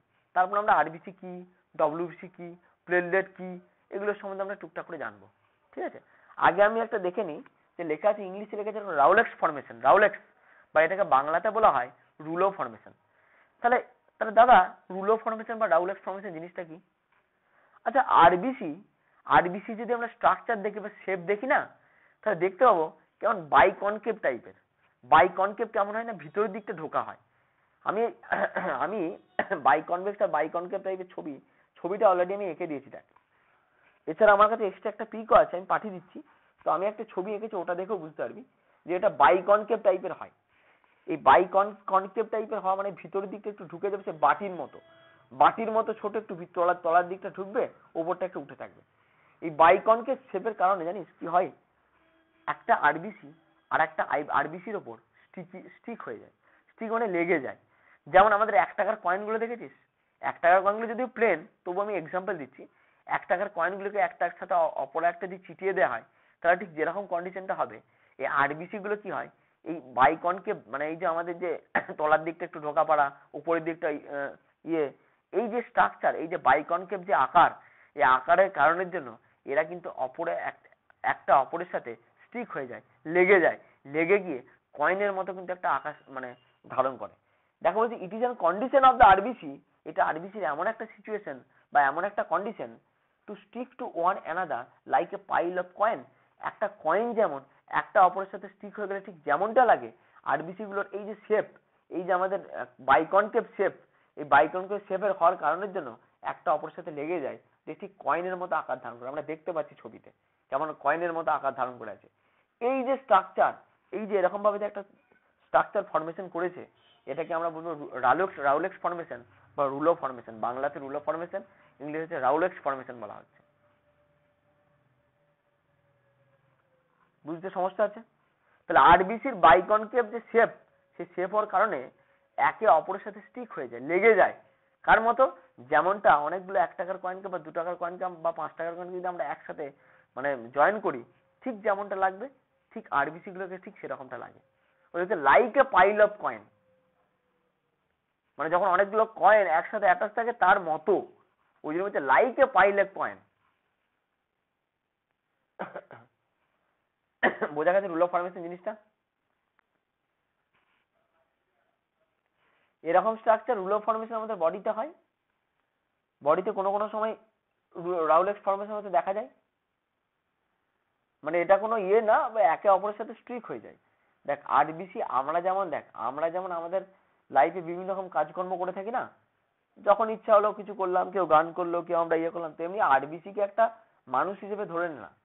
আরবিসিও তার স্ট্রাকচারের মধ্যে কখনো একসাথে জুড়ে যেতে পারে, কখন আবার আরবিসি যেমন ডেফিসিয়েন্সি হয়ে যায়, কখন আবার আরবিসি লেভেল বেড়ে যায়। এরকম ওদের মধ্যে ওঠা নামা বিভিন্ন রকম থাকে। এটা একটা নেচার, এটা অবশ্যই আমাদের বডিতে থাকবে। ঠিক আছে, এবার আমরা প্রথম আর বেশি দেরি করব না, আমাদেরকে যেটা সম্বন্ধে নলেজ রাখতে হবে সেটা হচ্ছে আরবিসি, ডব্লিউবিসি এবং অনুচক্রিকা এগুলো কি, এগুলোর সম্বন্ধে আগে আমাকে জানতে হবে। তাহলে আমাদের নেক্সট যে সমস্ত টপিক গুলো আমরা বুঝতে পারবো। আরবিসি তাহলে আরবিসি, ডব্লিউবিসি, অনুচক্রিকা এগুলোর সম্বন্ধে জানতে গেলে এগুলোর সম্বন্ধে কি কমন কিছু পয়েন্ট জানতে হবে। কি কমন পয়েন্ট গুলো জানতে হবে? না, প্রথম জানতে হবে যে আরবিসির আমাদের শেপটা কেমন হয়। প্রত্যেকটা ক্ষেত্রে কমন আমরা দেখবো। তাহলে প্রথমে আমরা কি জানবো? What is the shape of RBC. Second আমরা কি জানবো? আরবিসি কিছু কন্টেন করে কিনা, কিছু ধারণ করে থাকে কিনা। থার্ড আমরা জানবো আরবিসি নর্মাল লেভেল কত, নর্মাল রেঞ্জ কত, ভ্যালু কত আমাদের বডির মধ্যে। তারপরে জানবো আরবিসি কোথায় সিনথেসিস হয়, আরবিসি তৈরি হয় কোথায়, এটা আমাদেরকে জানতে হবে। তারপর আমরা জানবো আরবিসি আমাদের লাইফ মানে এদের অর্ধায়ু কতদিন, এরা বেঁচে থাকে, আরবিসি নষ্ট হয় কতদিন, এদের অর্ধায়ু কতদিন, লাইফ স্প্যান কতদিন হলো। এই জিনিসগুলো কিন্তু আমরা প্রত্যেকটা জিনিসে, শুধু আরবিসি না, ডব্লিউবিসির ক্ষেত্রে একই, অনুচক্রিয়ার ক্ষেত্রে একই, এই আমাদের পয়েন্টগুলোকে ধরে ধরে জানতে হবে। তাহলে না আমাদের জিনিসটা মনে রাখার সুবিধা হবে। ঠিক আছে, চলো এবার আমরা দেখে নেওয়া যাক আরবিসি, ডব্লিউবিসি এবং প্লেটের সম্বন্ধে আমরা একটু জেনে নিই। পেজ নম্বর বলে দিচ্ছি, দাঁড়াও। পেজ নম্বর হচ্ছে আমাদের, দেখেছি এলোমেলো গেছে পেজটা, দাঁড়া, পেজটা একটু এলোমেলো হয়ে গেছে রে। যাই হোক, আচ্ছা পেজ নম্বর বার কর, 13 নম্বর পেজ। 13 নম্বর পেজ বার কর, 13 নম্বর পেজ বার কর, পিডিএফ এর 13 নম্বর পেজ। সবাই পেয়েছিস? আরবিসি বলে লেখা আছে, পেয়েছিস? আচ্ছা, ওখানে দেখো লেখা আছে, শুধু আরবিসিটা দেখ। তাহলে আমরা প্রথমে কি জানবো, কিভাবে মনে রাখবো? দেখ, আমরা প্রথমে যখনই কোনো কিছু সম্বন্ধে লিখতে বলবে তখন আমরা প্রথমে জানবো কি আরবিসি দাদা কেমন হয় শেপটা, প্রথম জানবো। দেখো প্রথম পয়েন্ট আমাদের আরবিসি শেপের সম্বন্ধে দেওয়া আছে। দেয়ার তা সার্কুলার হয়, বাইকনকেভ হয়। বাইকনকেভ শব্দটা আমি দেখালাম যে এইরকম আমাদের একটা গোল স্ট্রাকচার থাকবে, একটু ভিতরের দিকে একটু ঢোকার টাইপের থাকবে। আমি ছবি পাঠিয়ে দিচ্ছি, আগে একটু পড়ে নে, তারপর সব ছবি যেগুলো পাঠিয়ে দিচ্ছি। ডিস্ক শেপ হয়, খানিকটা থালা, ডিস্ক টাইপের, যেমন ছোট ডিস্ক হয় সেই ডিস্ক টাইপের হয় এবং ভিতরটা একটু ঢোকানো টাইপের থাকে, ওটাকে বলে বাইকনকেভ শেপ। যখন ওপরের দিকে ফোলা থাকবে তখন সেটাকে বলে বাইকনভেক্স শেপ, যখন তলার দিকটা একটু ঢোকা পড়া থাকবে তখন সেটাকে বলে বাইকনকেভ শেপ। তাহলে প্রথম আমরা জানলাম যে আরবিসি শেপ কেমন। নেক্সট আমরা জানবো যে আরবিসিতে সিনথেসিস হয় কোথায়। দেখো পয়েন্ট 5-এ চলে যাও, পয়েন্ট 5-এ চলে যাও, আরবিসিটা কোথায় সিনথেসিস হয়। আরবিসি জেনারেলি সিনথেসিসে মনে রাখতে হবে বোন ম্যারোর মধ্যে। বোন ম্যারো মানে কি? অস্থি মজ্জা। অস্থি মানে হাড়, মজ্জা অর্থাৎ bone marrow. Bone marrow Bangla হচ্ছে অস্থি মজ্জা। এটাকে এইভাবেই মনে রাখতে হবে, চেষ্টা করবে ইংলিশটা রপ্ত করার। বোন ম্যারো মানে বাংলা মানে হচ্ছে অস্থি মজ্জা। এই বোন ম্যারোর মধ্যে কিন্তু আমাদের আরবিসি তৈরি হয়। শুধু আরবিসি না, আরবিসি, ডব্লিউবিসি, প্লেটলেট প্রত্যেকটা কিন্তু বোন ম্যারো থেকে তৈরি হয়। যদি কোনো কারণে আমাদের বোন ম্যারো প্রবলেম হয়ে যায়, যদি কোনো কারণে, আমার কথাটা বুঝতে পারছিস, যদি কোনো কারণে আমাদের বোন ম্যারো কোনো কিছু প্রবলেম হয়ে যায়, বোন ম্যারো ডিফেক্টিভ হয়ে যায়, তখন কিন্তু আমাদের বডি আর ডব্লিউবিসি, আরবিসি অর্থাৎ লোহিত রক্তকণিকা, শ্বেত রক্তকণিকা, অনুচক্রিকা এগুলো তৈরি করতে পারবে না। তখন এগুলোর বডিতে ডেফিসিয়েন্সি হয়ে যাবে। তখন যে কন্ডিশনটা হবে, তখন সেই কন্ডিশনটা কি বলা হয় জানিস? সেটাকে বলে অ্যাপ্লাস্টিক অ্যানিমিয়া। কিছুদিন আগে একটা খবর ভাইরাল হয়েছিল, ঋষভ বলে একটা ছেলে ছিল, যে গান করতো, গিটার বাজিয়ে, আসামের ছেলে। তোরা প্রত্যেকে কেউ না কেউ হয়তো ইউটিউবে দেখতে পাবি। তো সেই ছেলেটা কিছুদিন আগে একটা হসপিটালে, ব্যাঙ্গালোর হসপিটালে মারা গেল। খবরটা কে কে জানিস আগে বলতো দেখি, কেউ একজন শুনেছিস? হ্যাঁ, ঋষভ বলে একটা ছেলে গান করতে, দেখবি খুব সুন্দর। আমি ওই ছেলেটা, হ্যাঁ ওই ছেলেটা হসপিটালে থাকাকালীন কিন্তু গান করতো। দেখবি ওই ছেলেটার হয়েছিল কি, না হার্ট ফেল বলতে কি, ওটা কেন হয়েছিল কারণটা বলি শোন আগে, আমি বলে দিচ্ছি। ওটা ওর হয়েছিল অ্যাপ্লাস্টিক অ্যানিমিয়া। অ্যাপ্লাস্টিক অ্যানিমিয়া মানে বডি মোটি ব্লাড তৈরি করতে পারবে না। তাহলে ব্লাড কোত্থেকে তৈরি হয়? এই যে ডব্লিউবিসি, এই যে আরবিসি, এই যে প্লেটলেট, এগুলো কোত্থেকে তৈরি হয়? বোন ম্যারো থেকে। তাহলে বোন ম্যারো যদি ডিফেক্টিভ হয়ে যায়, তাহলে বোন ম্যারো কি তৈরি করতে পারবে ব্লাড? না তৈরি করতে পারবে আরবিসি, না তৈরি করতে পারবে ডব্লিউবিসি, না করতে পারবে প্লেটলেট। তাহলে বডিতে আমাদের ব্লাডের ডেফিসিয়েন্সি হবে, বডিতে আরবিসি ডেফিসিয়েন্সি হবে, ডব্লিউবিসি। তাহলে এদের একদমই তৈরি করতে পারবে না, মানে এইগুলো তৈরি হওয়া পুরো স্টপ হয়ে যাবে। আর এগুলো তৈরি হওয়া যদি স্টপ হয়ে যায়, বডি চলবে কি করে? এদেরকে দিয়ে তো বডি চলছে, একসময় তো মারা যাবো আমরা। তাহলে ঋষভের হয়েছিল অ্যাপ্লাস্টিক অ্যানিমিয়া, যে অ্যানিমিয়াতে ওর বোন ম্যারোটাই ডিফেক্টিভ হয়ে গেছিল। মানে বোন ম্যারো আর পাচ্ছিল না আরবিসি, ডব্লিউবিসি, অনুচক্রিকা তৈরি করতে। কথাটা বোঝা গেল? তাহলে দাদা কি করে বেঁচেছিল? এবার একটা উপায় আছে, বোন ম্যারো ট্রান্সপ্লান্টেশন। ওটা করতে গেলে 50 লাখ থেকে 1 কোটি টাকার মতো খরচা আছে। বোন ম্যারো ট্রান্সপ্লান্টেশন যদি আমরা অন্য কারোর বোন ম্যারোকে যদি আমি ওর বডিতে ঢোকাতে পারি, দিয়ে তার দিয়ে যদি যে মানে তাহলে তাহলে সেই বোন ম্যারোটা যদি গিয়ে আমাদের বডিতে কাজ করবে, কারণ ওর বোন ম্যারোটা তো নষ্ট হয়ে গেছে। তাহলে সেই বোন ম্যারোটা কি করতে হয়, ট্রান্সপ্লান্টেশন করা হয়েছিল, সবার কাছ থেকে টাকা কালেক্ট করে আর করে সাহায্য চেয়ে কিন্তু মানে ট্রান্সপ্লান্টেশন করা হয়েছিল। কিন্তু বোন ম্যারো ট্রান্সপ্লান্টেশন করাটা, রূপান্তর করাটা খুব রিস্কি। এই বোন ম্যারো ট্রান্সপ্লান্টেশন করার সময় কি হয়, আমাদের বিভিন্ন অর্গানগুলো ইনফেকশন হয়ে যেতে শুরু করে। এর ঋষভের হয়েছিল তাই, বোন ম্যারো ট্রান্সপ্লান্টেশনটা সাকসেসফুল হয়নি। হ্যাঁ, হওয়ার পর ওর রেসপিরেটরি ইনফেকশন হয়ে গেছিল। হওয়ার পর ওর রেসপিরেটরি ইনফেকশন হয়ে গেছিল, রেসপিরেটরি মানে ইনফেকশন হয়ে ও কিন্তু মারা যায়। তার মানে বোন ম্যারো রূপান্তরিত করলেই যে মানুষ বাঁচবে এমন কিন্তু করে না, বোন ম্যারো রূপান্তরিতটা সাকসেসফুলি হতে হবে। ওই পেশেন্টের মৃত্যুর চান্স কিন্তু অনেকটা বেশি থাকে। অর্থাৎ বোন ম্যারো ট্রান্সপ্লান্টেশন করলেই যে পেশেন্ট বেঁচে যাবে এমনটা কিন্তু না। অর্থাৎ সেই অ্যাপ্লাস্টিক অ্যানিমিয়াটা কেন হয়? যখন আমাদের বোন ম্যারো আর কোনো কিছু, মানে বোন ম্যারোটা ডিফেক্টিভ হয়ে যায়, বোন ম্যারোটা সাপ্রেশন হয়ে যায়, তখন কিন্তু তারা আর আরবিসি, ডব্লিউবিসি, অনুচক্রিকা কিছু ফর্মেশন করতে পারে না। দেখা যাক নেক্সট পয়েন্টগুলো। They do not have nucleus and contain the haemoglobin. তাহলে আরবিসি কি কি থাকে, আরবিসিতে কি কি থাকে না? আরবিসিতে কিন্তু কোনো নিউক্লিয়াস থাকে না, মনে রাখতে হবে। আরবিসিতে কোনো নিউক্লিয়াস থাকে না, কিন্তু আরবিসিতে হিমোগ্লোবিন অবশ্যই থাকে। এটা আমরা দেখলাম, হিমোগ্লোবিন না থাকলে লাল কি করে হবে? আরবিসি কিন্তু হিমোগ্লোবিন কন্টেন করে থাকে। এবার দেখা যাক নর্মাল আরবিসি কাউন্ট কত। নর্মাল আরবিসি কাউন্ট কত? মেলের ক্ষেত্রে দেখো 4.7 থেকে 6.1 millimetre per cubic millimetre of the blood. সিউটা হচ্ছে cubic millimetre of the blood. ফিমেলের ক্ষেত্রে হচ্ছে 4.5 থেকে 5.5 million per cubic millimetre of the blood. তাহলে আমার ঘটনা হচ্ছে একটা কোশ্চেন, যে ছেলেদের থেকে মেয়েদের আরবিসি লেভেলটা কম কেন? কেউ বলতে পারবি? ছেলেদের থেকে মেয়েদের আরবিসি লেভেলটা কম কেন? রেঞ্জটা কম কেন দেওয়া আছে? সমান সমান তো হতে পারতো, কম কেন দেওয়া আছে? কেউ বলতে পারবি? এর কারণ হচ্ছে মেয়েদের দেখবি মেনস্ট্রুয়েশন হয়, একটা সাইকেল হয়। এটা আমরা 11-12 পড়েছি, রিপ্রোডাকশন বা জনন যে তন্ত্র, ওখানে পড়েছি যে একটা সাইকেল হয়, মেনস্ট্রুয়েশন সাইকেল, বা যেটাকে বলা হয় মাসিক চক্র যেটাকে বলা হয়। তো ওর কারণে প্রচুর পরিমাণে ব্লিডিং হতে থাকে। যে কারণে কিন্তু প্রচুর পরিমাণে ব্লিডিং হওয়ার কারণে কিন্তু তাদের বডিতে এমনিতে ব্লাড লেভেল কম থাকে এবং তার সাথে সাথে ব্লাড কমে যাওয়া মানে আরবিসি লেভেল কমে যাবে। সেক্ষেত্রে সেই তুলনায় ওদের কিন্তু ডব্লিউবিসি, হ্যাঁ বল বল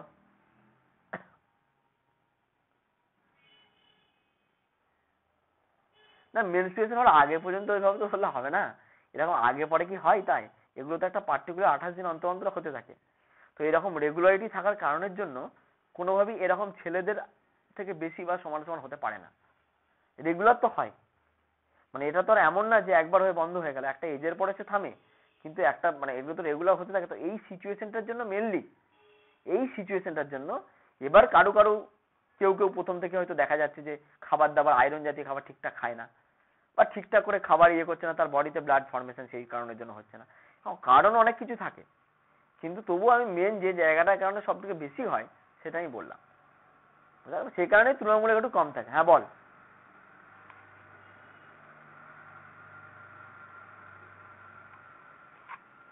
হ্যাঁ, ওটা স্টিমুলাস হিসেবে কাজ করবে, ওটা হরমোনাল দিক, ওটা অন্য দিকে, আমি ওই জন্য ওটাকে টানলাম না।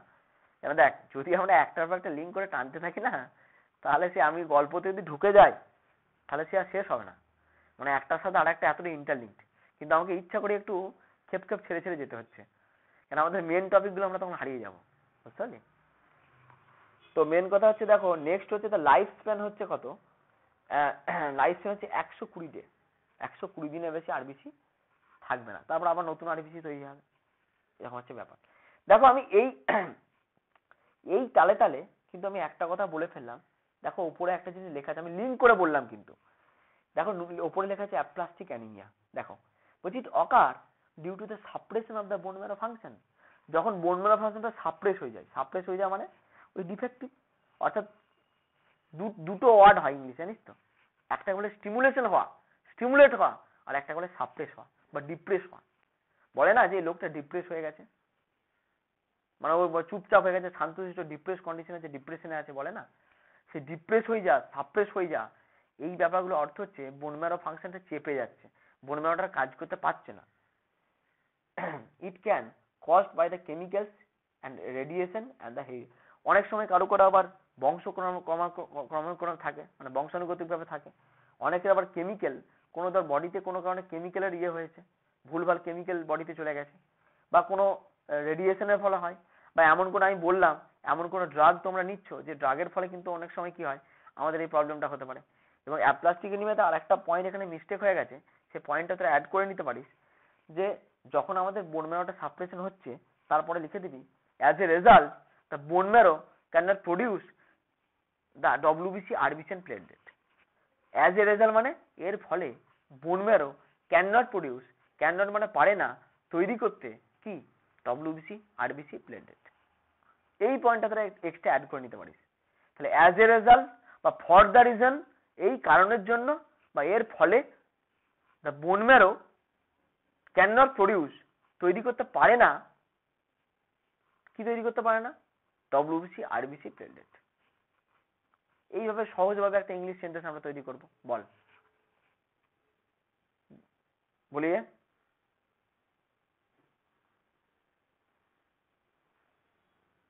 কিভাবে, হ্যাঁ, বডিতে অ্যাসিড বেস ব্যালেন্স কি করে মেনটেন হয়। এবার ঘটনা হচ্ছে, তাহলে তো আমি শোন, হ্যাঁ, हिंदी हिंदी हिंदी बुझते पारिस? अच्छा, ये जो हिंदी जो आप बोल रहे हैं ना, जो एसिड बेस बैलेंस कैसे मेंटेन होता है बॉडी में, तो ये एसिड बेस बैलेंस मेंटेन करने के लिए जो डिस्क्रिप्शन है ना, वो अलग हिस्ट्री है। वो तुम्हारा फार्मास्यूटिकल केमिस्ट्री 1 में है, एसिड बेस बफर एक चैप्टर है फार्मास्यूटिकल केमिस्ट्री 1 में। तो ये जब एसिड बेस बैलेंस कैसे मेंटेन करेगा, ये डिस्क्रिप्शन करने के लिए ये जो मेरा जो चैप्टर है ना, वो थोड़ा अलग हो जाएगा। तो आप एक काम करिए, जब मैंने चैप्टर खत्म होने के बाद पर्सनली मैसेज करिए मेरे को, मैं इसके बारे में थोड़ा डिस्कस कर दूंगा, ठीक है? ये थोड़ा अलग क्या होता है ना, इसके साथ बहुत कुछ लिंकिंग है, और इसके क्या प्रॉब्लम होता है, सब कुछ ये लिंकिंग है, सब कुछ लिंक कनेक्ट करने जाने के लिए क्या प्रॉब्लम होता है, जो मेन जो टॉपिक है उसमें से अलग हो जाता है, ये प्रॉब्लम होता है। तो मेन मैं अलग से बता दूंगा, ठीक है, बाद में, ठीक है? তো যে অ্যাপ্লাস্টিক অ্যানিমিয়া এটা লিখে দিতে পারে as a result the bone marrow can not produce RBC WBC and platelet. Okay, এই লাইনটা একটু তোরা পারলে অ্যাডিশন করে নিস। তাহলে আমরা আরবিসির মেন যেগুলো বললাম, এবার ডব্লিউবিসির ক্ষেত্রে তাই দেখবো। ডব্লিউবিসিও সেম শেপ কেমন হবে বা এগুলোর কাউন্ট কত হবে, ডব্লিউবিসি কি কন্টেন্ট করছে, হ্যাঁ ডব্লিউবিসি নর্মাল কাউন্ট কত, লাইফ স্প্যান কত, কতদিন বাঁচবে ডব্লিউবিসি সেটাও দেখবো। দেখো দেখো ওটা হচ্ছে আমার পেজ নম্বর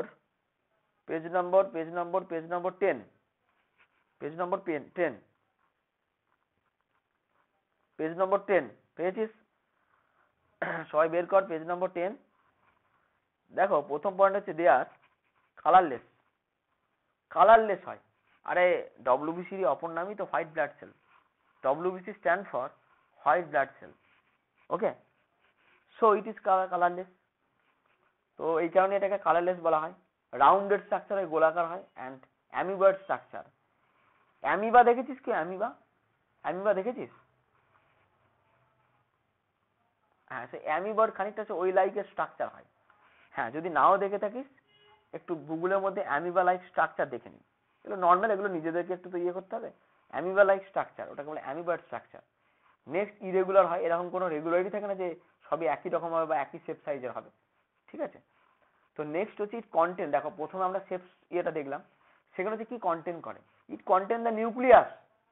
এটা কিন্তু দেখো হিমোগ্লোবিনের সাথে ডব্লিউবিসির একটা পার্থক্য দেখতে পেলাম, মানে সরি আরবিসি আর ডব্লিউবিসির মধ্যে একটা পার্থক্য দেখতে পেলাম, ডিফারেন্সিয়েট দেখতে পেলাম যে আরবিসির মধ্যে কিন্তু হিমোগ্লোবিন থাকছে, but it does not contain the nucleus. এর মধ্যে কিন্তু নিউক্লিয়াস থাকে না। But in case of the WBC it contain the nucleus but it does not contain the hemoglobin. This is the main difference. Next is the normal range of the WBC, 7,000 to 11,000 per cubic millimeters of the blood. This range is generally vary in different textbook. এই যে রেঞ্জটা এটা কিন্তু বিভিন্ন text বুকের মধ্যে vary করবে। So এটা নিয়ে কোনো ব্যাপার নেই, এটা কিন্তু একটা আইডিয়াল মাপ, 7 থেকে 11,000। এটা কিন্তু একদম আইডিয়াল মাপ, এখন যেটা চলছে সেই হিসেবে কিন্তু বলেছি।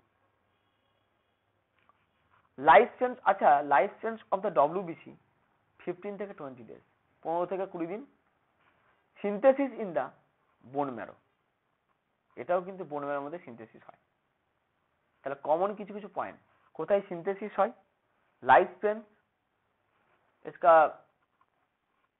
ये क्या इसका कंटेंट मीन्स ये কি বলবো, এটা কি কি ধারণ করে, তারপর এটা কি কি শেপ সাইজ হয়, এগুলো সম্বন্ধে টোটাল আমরা একটা জিনিস জানলাম। নেক্সট হচ্ছে প্লেটলেট। দেখো প্লেটলেট হচ্ছে, platelet is a rounded structure আর ওভাল শেপড আর বাইকনভেক্স।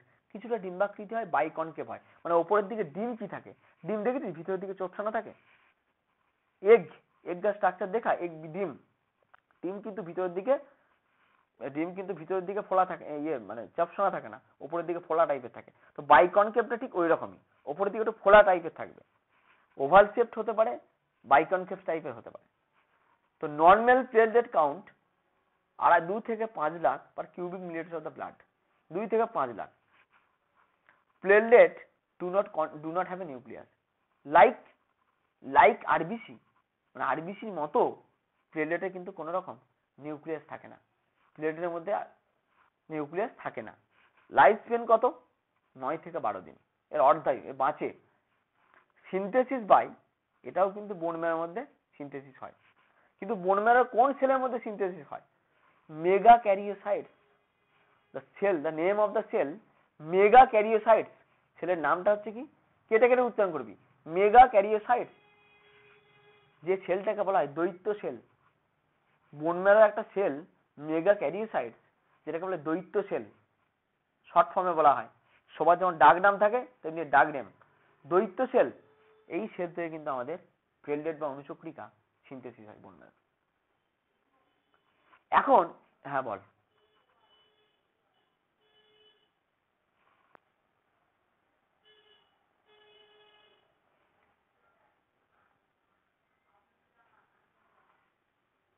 দেহের মধ্যে মিলিয়ে দেয় বলছে, কিছু কিছু থাকে আমাদের ডেড যে মানে আরবিসি গুলো থাকে, তো ডব্লিউবিসি বল আরবিসি বল যাই বল, শুধু অনুচক্রিকা তো বলে লাভ নেই, আমাদের মানে আমাদের যে আরবিসি বল ডব্লিউবিসি বল এগুলো কোথায় থাকে, এবার তাহলে আমাদের ধর একটা টাইম থাকে, তো টাইম পিরিয়ড থাকে, হ্যাঁ টাইম পিরিয়ড, তাহলে বলতে চাইছি যে এগুলো বডি থেকে বেরিয়ে যায় নাকি মানে কি হয়। দাঁড়া আমার রেকর্ডিংটা ইয়ে করি, রেকর্ডিংটা কিন্তু চলছে। এই যে মানে কি বলবো, আমাদের যে ডেড আরবিসি যেগুলো আছে, এই ডেড আরবিসি গুলোকে এগুলো জেনারেলি কিন্তু মনে রাখতে হবে, এগুলো বডির মধ্যেও ইয়ে থাকে। আমার যেটা মনে হয়, যেটা এখন যেটা মনে পড়ছে, এরা বডির মধ্যেই কিন্তু ইয়ে হয়, ড্যামেজ সেলগুলো accumulation removals of the aged damage cell found to text mostly in the liver. মানে অ্যাকুমুলেশন হচ্ছে, এক মিনিট মেয়েকারি সেটিসের মধ্যে ডিস্ট্রাকশন আরবিসি গুলো আলটিমেটলি, এটা কিন্তু এরা যেটা দেখাচ্ছে কি জানিস তো, ডেড আরবিসি সেলগুলো এরা কিন্তু বলছে বডির মধ্যেই মিলিয়ে যায় বলছে, এটা বুঝা গেল।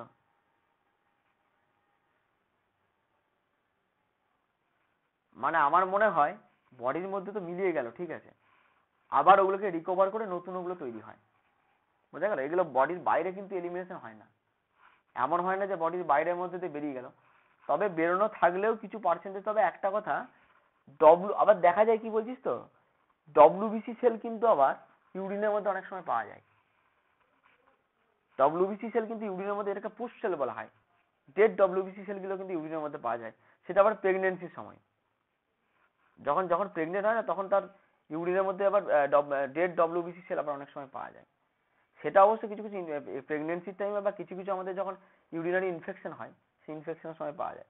জেনারেলি ম্যাক্সিমামটা আমার মনে হয় যেটা, যে লজিকে বলে যে ডেড আরবিসি গুলো কোথায় পাওয়া যায়, বা ডেড ডব্লিউবিসি বা ডেড, এগুলো আমার মনে হয় বডির মধ্যেই থাকে, বডির মধ্যেই জিনিসটা ইয়ে হয়ে যায়, বা সেটা আবার পুনরায় আবার ওটা ইয়ে হয়, সিনথেসিস হয়, বাইরে বা এলিমিনেশন হয়, সেটা তো আমি শুনিনি। আবার কিছু পার্সেন্টেজ হয় কিনা সেটাও দেখতে হবে। এক মিনিট একটু দাঁড়ায় বলে দিচ্ছি দেখি।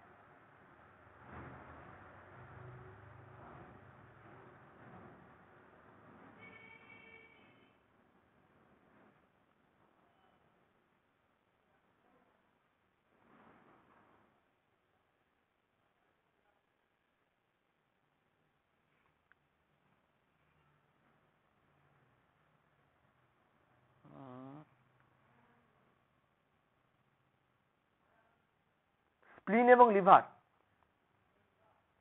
বোঝা গেল। ড্যামেজ আরবিসি বা যে সমস্ত আরবিসি গুলো ইয়ে হয়, সেগুলো সার্কুলেশন থেকে স্প্লিন এবং লিভারের মধ্যে যায়। বল, এটা এরা বলতে চাইছে আলটিমেট এগুলো স্প্লিন এবং লিভারের মধ্যে।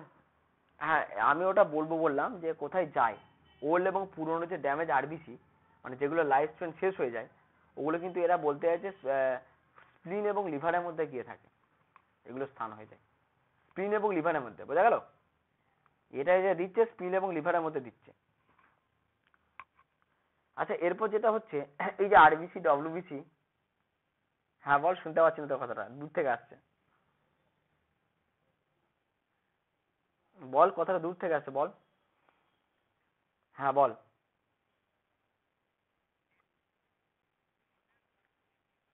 হ্যাঁ হ্যাঁ হ্যাঁ হ্যাঁ হ্যাঁ, স্প্রিন স্প্রিন স্প্রিন মানে কি,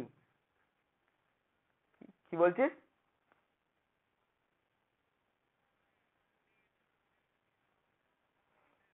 জেনারেলি রিপেয়ার হয় না, কিডনি স্প্রিন স্প্রিন মেনলি লিভার আর স্প্রিনের মধ্যে। স্প্রিন মানে কিন্তু প্লিহা, বাংলায় যেটা বলা হয় স্প্রিন মানে, হ্যাঁ এটাকে কি বাংলাতে তো লসিকা বলে নাকি রে? স্প্রিন মানে, না ওটা তো লিমফ্যাটিক গ্ল্যান্ড, স্প্রিন মানে তো প্লিহা। আচ্ছা আচ্ছা প্লিহা, বাংলাগুলো ইংলিশ পড়ে পড়ে বাংলা গেছে, বুঝতে পারলি, যাই হোক। হ্যাঁ হ্যাঁ, কি বলছিস বুঝলাম না, ভালো করে বল, কথাটা কেটে গেল। না সেম থাকছে না, এবার ঘটনাটা শোন, সব বুঝতে পেরেছি। সেম থাকছে না, যখন আরবিসি গুলো ডেড হয়ে গেল না, তখন সেগুলো বা ড্যামেজ হয়ে গেল, যেগুলো দিয়ে চলে গেল সেগুলো তো ওখানে চলে গেল। এবার তুই বলছিস আরবিসি কাউন্টে এক থাকছে, সব আরবিসি তো এভাবে বডিতে কাজ করবে না, একটা তো ম্যাচিওর আরবিসি চাই, ম্যাচিওর আরবিসি হতে হবে। মানে এবার ওইগুলো তো কাজ করবে না, আরবিসি থাকলেই কাজ করবে না। আরবিসি কে ম্যাচিউর হতে হবে, এগুলো সব ক্লিয়ার হবে কখন জানিস তো, এই ডেফিসিয়েন্সি সিনড্রোম গুলোতে যখন আসবে তখনই বুঝতে পারবি। ম্যাচিউর আরবিসি হতে হবে প্রত্যেকটাকে, তবেই সেগুলো কাজ করবে। এবার দেখো মেন হচ্ছে, দেখ আমাদেরকে একটা জিনিস জানতে হবে, এই যে আরবিসি আমরা দেখলাম, ডব্লিউবিসি প্লেটলেট, তো এইগুলোর তো কোনোদিন বডিতে লেভেল কমে যেতে পারে, এমন তো না যে সবসময় সবকিছু ঠিক থাকবে। আরবিসি লেভেল যদি বডিতে কমে যায়, ডব্লিউবিসি লেভেল যদি বডিতে কমে যায় বা বেড়ে যায়, আরবিসি লেভেল যদি বডিতে কমে যায় বা বেড়ে যায় নর্মালের থেকে, আমরা নর্মাল কাউন্টে যেটা পেলাম তার থেকে কমেও যেতে পারে, বেড়েও যেতে পারে, কমা বাড়া করতে পারে। এবার কোনো কোনো কন্ডিশন এবার আমরা দেখে নেবো যে কমে গেলে সেই কন্ডিশনটাকে কি বলা হয়, বেড়ে গেলে সেই কন্ডিশনটাকে কি বলা হয়। গেল প্লেটলেটের ক্ষেত্রেও তাই। দেখো এবার দাঁড়া আমি এটা বার করে দিই তোদের বুঝতে সুবিধা হবে। হ্যাঁ, একটু এই জায়গাটা দেখ তো, এইখানে কিছু দেয়া আছে, ওর 8 নম্বর পেজ, 8 নম্বর পেজ বার কর। সব বলে দিচ্ছি আমি, সব বলে দিচ্ছি, দাঁড়া ওয়েট কর, সব উত্তর পেয়ে যাবি। পুরো চ্যাপ্টার কভার না হলে জিনিসগুলো একটার সাথে একটা লিঙ্ক আপ করা যাবে না। 8 নম্বর পেজ বার করেছিস? ওখানে একটা পয়েন্ট লেখা আছে দেখ, থ্রম্বোসাইটোপিনিয়া। ওখানে একটা পয়েন্ট লেখা আছে থ্রম্বোসাইটোপিনিয়া। থ্রম্বোসাইটোপিনিয়া বা পারপুরা বলা হয়, এটা অপর একটা নাম আছে পারপুরা। থ্রম্বোসাইটোপিনিয়া বা পারপুরিয়া বা পারপুরা যা বলবি। থ্রম্বোসাইটোপিনিয়া, যখন পিনিয়া এরকম টার্মগুলো আসবে না, তখন মনে রাখবি ডিক্রিজ লেভেল, সেটা ডব্লিউবিসি হতে পারে। যেমন আমি বলে দিচ্ছি দেখ, থ্রম্বোসাইটোপিনিয়া means it is a condition where there is a decrease in the platelet count, মানে আমাদের যে প্লেটলেট কাউন্ট, যে অনুচক্রিকা, সেই কাউন্ট যখন কমে যায় তখন সেই কন্ডিশনটাকে বলা হয় থ্রম্বোসাইটোপিনিয়া, 1 নম্বর। এবার যখন প্লেটলেট কাউন্টটা বেড়ে যায়, স্পেসিফিক্যালি প্লেটলেট কাউন্ট বেড়ে যায় এরকম কোনো নাম নেই, কমে যাওয়াটা আছে থ্রম্বোসাইটোপিনিয়া, স্পেসিফিক্যালি মেন আমাদের। কিন্তু ডব্লিউবিসি আরবিসি লেভেলগুলো যখন বাড়া কম হয় তার স্পেসিফিক্যালি আলাদা নাম আছে। দেখো লিউকেমিয়ার ব্লাড ক্যান্সার, নেক্সট হচ্ছে লিউকেমিয়ার ব্লাড ক্যান্সার, এগুলো সব 1 নম্বর 2 নম্বর করে পড়ে, তাই আমাদের ছোট ছোট এইটুকু করে লেখাটাই সাফিসিয়েন্ট। লিউকেমিয়া বা ব্লাড ক্যান্সার হচ্ছে it is a condition characterised by the overproduction of the WBC. যখন আমার বডিতে ডব্লিউবিসি লেভেলটা নর্মালের থেকে ওভার প্রোডাকশন হয়ে যায়, যেমন আমাদের নর্মাল লেভেল আছে 7,000 থেকে 11,000 ডব্লিউবিসি লেভেল, দেখা যাচ্ছে ডব্লিউবিসি লেভেল হয়ে গেল 40,000, 50,000, 30,000 এরকম লেভেল যখন উঠে গেল, তখন কিন্তু আমরা সেটাকে, তখন যে কন্ডিশনটা হয় বডিতে সেটাকে বলে লিউকেমিয়া বা ব্লাড ক্যান্সার।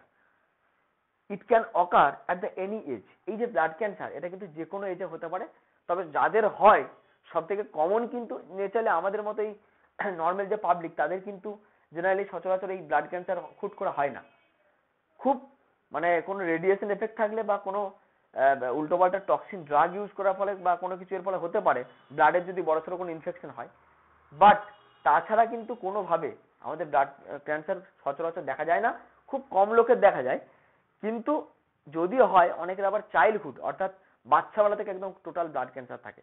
আমাদের একটা ডক্টর ছিল, সেই ডক্টরের ছেলে হয়েছিল ব্লাড ক্যান্সার ছোটবেলা থেকে, 2-3 বছর জন্ম থেকেই তার ব্লাড ক্যান্সার, তাকে ছোটবেলা থেকে ব্লাড মানে দিয়ে বাঁচিয়েছিল, ব্লাড এক্সচেঞ্জ করে করে করে করে বাঁচিয়েছিল, পুরো 21 বছর পর্যন্ত বাঁচিয়ে রেখেছিল, এবং 21-22 বছর পর্যন্ত এরকম সব বাঁচিয়ে রেখেছিল। তারপরে সেটা মারা যায়, এবং সে ওই ব্লাড ক্যান্সার নিয়ে কিন্তু ডাক্তারি পড়েছিল, তার একটা শখ ছিল, তাকে ডাক্তারি পড়িয়েছিল এবং সে নিজে বেঁচেও ছিল 22 বছর পর্যন্ত।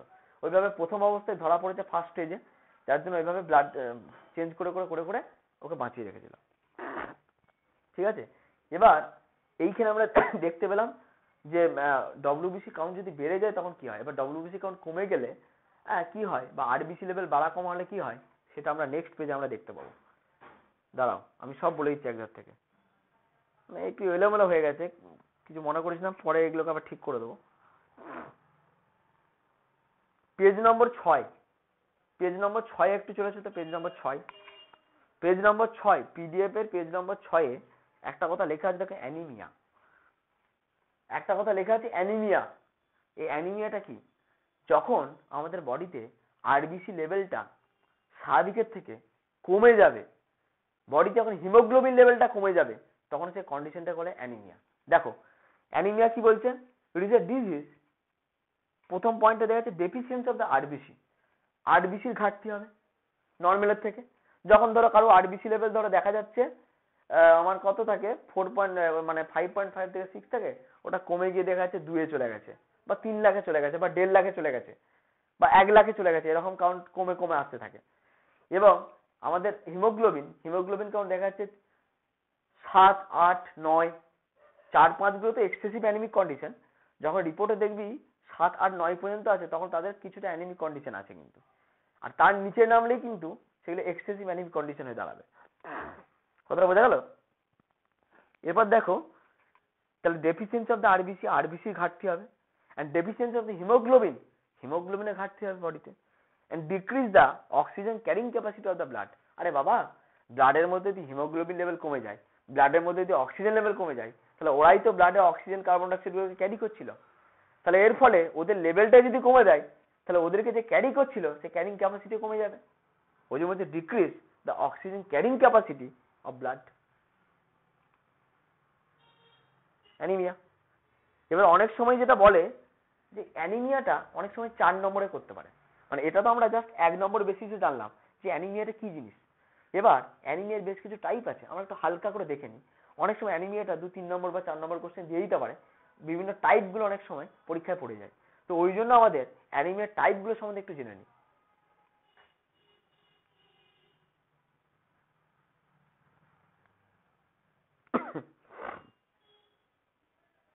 দাঁড়া, আমি বলে দিচ্ছি।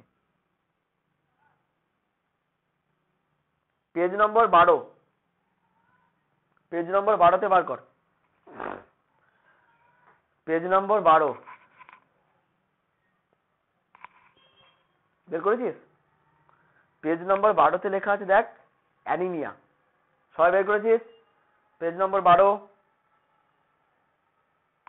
হ্যাঁ, ওখানে অ্যানিমিয়াতে লেখা আছে, দেখ, অ্যানিমিয়া 4 রকমের হয়।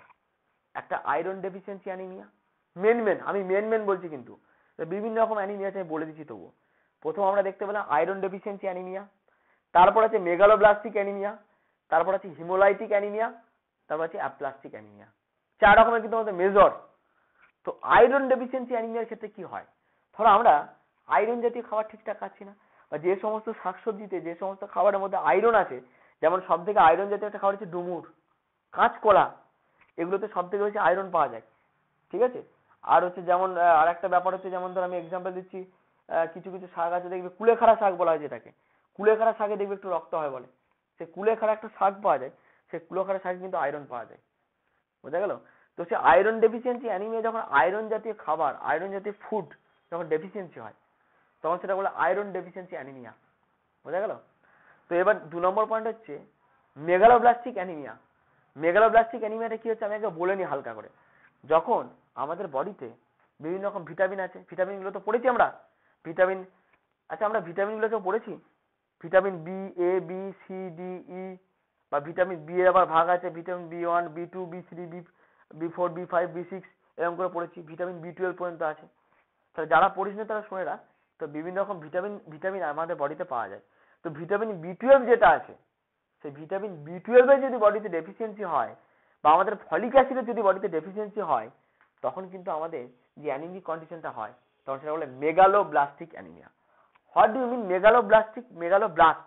মেগালোব্লাস্টিক থেকে আমরা যদি একটু ফর্ম করি মেগালোব্লাস্ট, তাহলে মেগালোব্লাস্ট আমরা কাদেরকে বলবো? সেই সমস্ত আরবিসি গুলোকে বলবো যারা ইম্যাচিউর আরবিসি, সেই সমস্ত আরবিসি গুলো বলবো যেগুলো কি ইম্যাচিউর আরবিসি। তাহলে ইম্যাচিউর আরবিসি আমরা কাদেরকে বলবো? যে সমস্ত আরবিসি গুলো তাদের প্রকৃত সাইজ শেপে আসতে পারে না। তো প্রকৃত আরবিসিটা একটা পরিণত আরবিসি যেমন হওয়া উচিত সেরকম লেভেলে বা সেরকম শেপে আসতে পারে না, সেগুলোকে ইম্যাচিউর আরবিসি বলা হয়। এবার আরবিসি থাকলেই হলো না, যদি ম্যাচিউর আরবিসি থাকে তবেই কিন্তু আমাদের বডিতে লাভ। ইম্যাচিউর আরবিসি থেকে কিন্তু কোনো লাভ হয় না, যেটা মেগালোব্লাস্টিক অ্যানিমিয়াতে দেখা যায়। বলছে আমাদের ভিটামিন বি12 এবং ফলিক অ্যাসিডের ডেফিসিয়েন্সি হওয়ার কারণে আমাদের বডিতে ওয়ান টাইপস অফ অ্যানিমিয়া হয়। সেটা হচ্ছে বিকজ ভিটামিন বি12 is necessary for the maturation of the RBC. মানে ভিটামিনদের মধ্যে ভিটামিন বি12 এবং ফলিক অ্যাসিড আরবিসি ম্যাচুর করতে হেল্প করে। আর আরবিসি যত বেশি ম্যাচুর আরবিসি তৈরি হবে, তত কিন্তু আমাদের কোনো কিছু তত কিন্তু আমাদের বডিতে সেই জায়গা পূরণ হবে। একটা নর্মাল কথা ভাবনা, তোদের ফ্যামিলিতে 4 জন ক্যান্ডিডেট আছে, তো তাদের মধ্যে সব থেকে কাকে বেশি প্রেফার করে ফ্যামিলির লোক? যে সব থেকে বেশি ম্যাচিওর হয়। যে সবকিছু বোঝে, যার ব্রেন তাড়াতাড়ি ডেভেলপ হয়েছে, নিশ্চয়ই তোর বাড়িতে ছোট বাচ্চা বা ভাইয়ের ওপর ডিপেন্ড করে না। তো সেরকম যেমন লোকে ম্যাচিওর মানুষকে পছন্দ করে, তেমনি ম্যাচিওর আরবিসি কে লোকে পছন্দ করে। যদি আমাদের দেখা যাচ্ছে যে ভিটামিন বি12 এবং ফলিক অ্যাসিডের ডেফিসিয়েন্সি হয়, তখন যে আরবিসিটা দেখা যায় তখন সেটাকে ইম্যাচিওর আরবিসি বলা হয়। সেই ইম্যাচিওর আরবিসিটাকে আমরা বলি মেগালোব্লাস্ট। সেই ইম্যাচিওর আরবিসিটাকে আমরা কি বলবো? মেগালোব্লাস্ট। আর সেখান থেকেই আমাদের অ্যানিমিয়াটার নাম হয়েছে মেগালোব্লাস্টিক অ্যানিমিয়া। সেখান থেকে আমাদের অ্যানিমিয়াটার নাম হয়েছে megaloblastic anaemia. So the immature RBC is also called as megaloblast. So this type of anemia is also called as megaloblastic anemia. বোঝা গেল? যদি আমরা ইংলিশে এই জিনিসটাকে বলি, ইংলিশ বলাটা না বলাটা বড় কথা না, এগুলো বলা যায়, সাবজেক্টে ইংলিশ বলা যায়। হয়তো স্পোকেন ইংলিশে আমাদের প্রবলেম হতে পারে, সাবজেক্ট ইংলিশ আরামসে বলা যায়, কিন্তু তোদেরকে বুঝতে হবে জিনিসটা আগে। নেক্সট হচ্ছে হিমোলাইটিক অ্যানিমিয়া। তাহলে what do you mean by the haemolytic anaemia? The hemolytic anemia, it occurs due to the destruction of the RBC. Hemolytic, lytic মানে কি? লাইসিস মানে কি? ভেঙে যাওয়া। What do you mean by the lysis? Lysis মানে হচ্ছে ভেঙে যাওয়া। কি ভাঙছে? হিমোগ্লোবিন ভাঙছে। হিমোগ্লোবিন কোথায় থাকে? আরবিসি তে থাকে। তাহলে বডিতে যখন আরবিসি ভেঙে যায় তখন হিমোগ্লোবিন লেভেলও কমে যায়, এবং হিমোগ্লোবিনের ডেফিসিয়েন্সির কারণে সেই মানে আমাদের অ্যানিমিয়াটা হয়, সেটা এখন হিমোলাইটিক অ্যানিমিয়া। জানিস ম্যালেরিয়ার কিছু কিছু ড্রাগ আছে, এই হিমোলাইটিক অ্যানিমিয়াটা কজড বাই দা ম্যালেরিয়ার ইনফেকশন। তো দেখবি কোনো একটা পেশেন্ট বা কোনো একটা পাবলিকে ম্যালেরিয়া হয়, সে দীর্ঘদিন ধরে ম্যালেরিয়াতে ভোগে, তো সেই দীর্ঘদিন ধরে ম্যালেরিয়াতে ভোগার ফলে সেই ম্যালেরিয়ার ইনফেকশনের ফলে কিন্তু তাদের এই অ্যানিমিয়াটা হতে পারে। এই যে হিমোলাইটিক অ্যানিমিয়াটা কিন্তু দেখা যেতে পারে। আবার ম্যালেরিয়ার কিছু কিছু ওষুধ আছে যেগুলো আমরা ইউজ করি ম্যালেরিয়াতে, সেই সমস্ত ওষুধের আবার হাই ডোজে, ওভারডোজে কিন্তু হিমোলাইটিক অ্যানিমিয়া হতে পারে। সেটা আমরা ফার্মাকোলজিতে জানবো। কে বললি ভাই? কে বললি তুই? মানে ক্লোরোকুইন সম্বন্ধে আইডিয়া ক্লোরোকুইন সম্বন্ধে বল। মানে আমি নাম শুনেছি বলতে দিতে দেখেছিস? আচ্ছা হ্যাঁ, ক্লোরোকুইনের না, ক্লোরোকুইনের ভাইয়ের নাম হচ্ছে প্রামাকুইন। সেই প্রামাকুইনের মেন সাইড এফেক্ট হচ্ছে হিমোলাইটিক অ্যানিমিয়া, এই যে আরবিসি ডিস্ট্রাকশন করে দেবে। ক্লোরোকুইনের সাইড এফেক্ট কি জানিস? ফার্মাকোলজি হচ্ছে সব থেকে ইন্টারেস্টিং সাবজেক্ট যদি মজা রকম পড়ানো যায়। ক্লোরোকুইন ড্রাগটা যেটা ম্যালেরিয়াতে ইউজ করা হয়, ম্যালেরিয়া ট্রিটমেন্টে, সেটা যদি আমরা লং টাইম ইউজ করি তাহলে কি হয় জানিস? কানের মধ্যে টক্সিসিটি তৈরি হয়।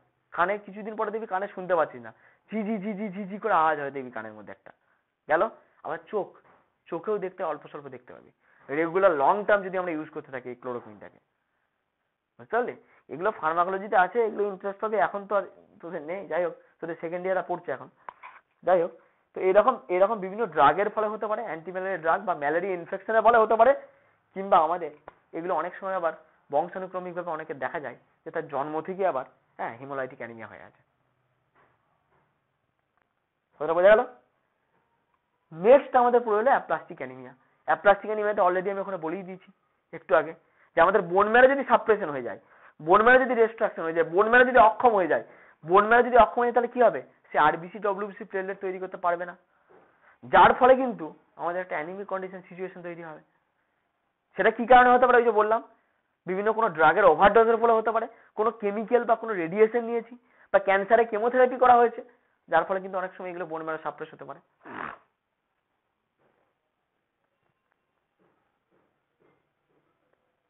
ক্লিয়ার হয়েছে? অ্যানিমিয়াটা ক্লিয়ার হলো?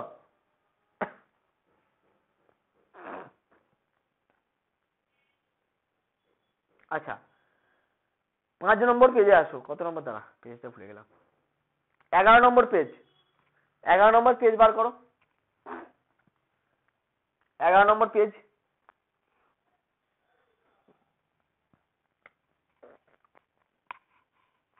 বের করেছিস?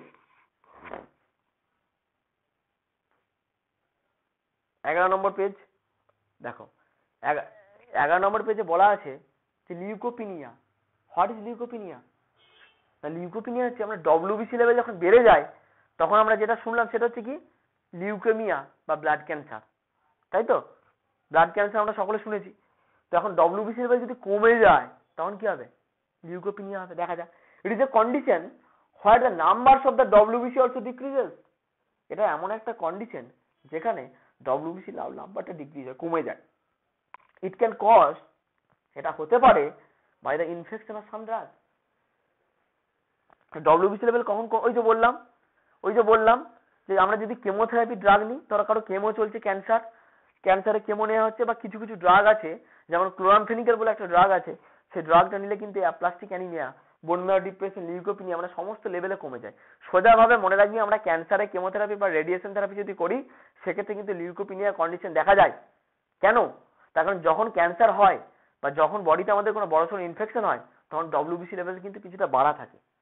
ব্লাড ক্যান্সারের ক্ষেত্রে সব থেকে বেশি হাই থাকে, কিন্তু যদি নর্মাল ক্যান্সার হয় সেক্ষেত্রে ডব্লিউবিসি লেভেলটা 15,000 20,000 এরকম মধ্যে থাকে।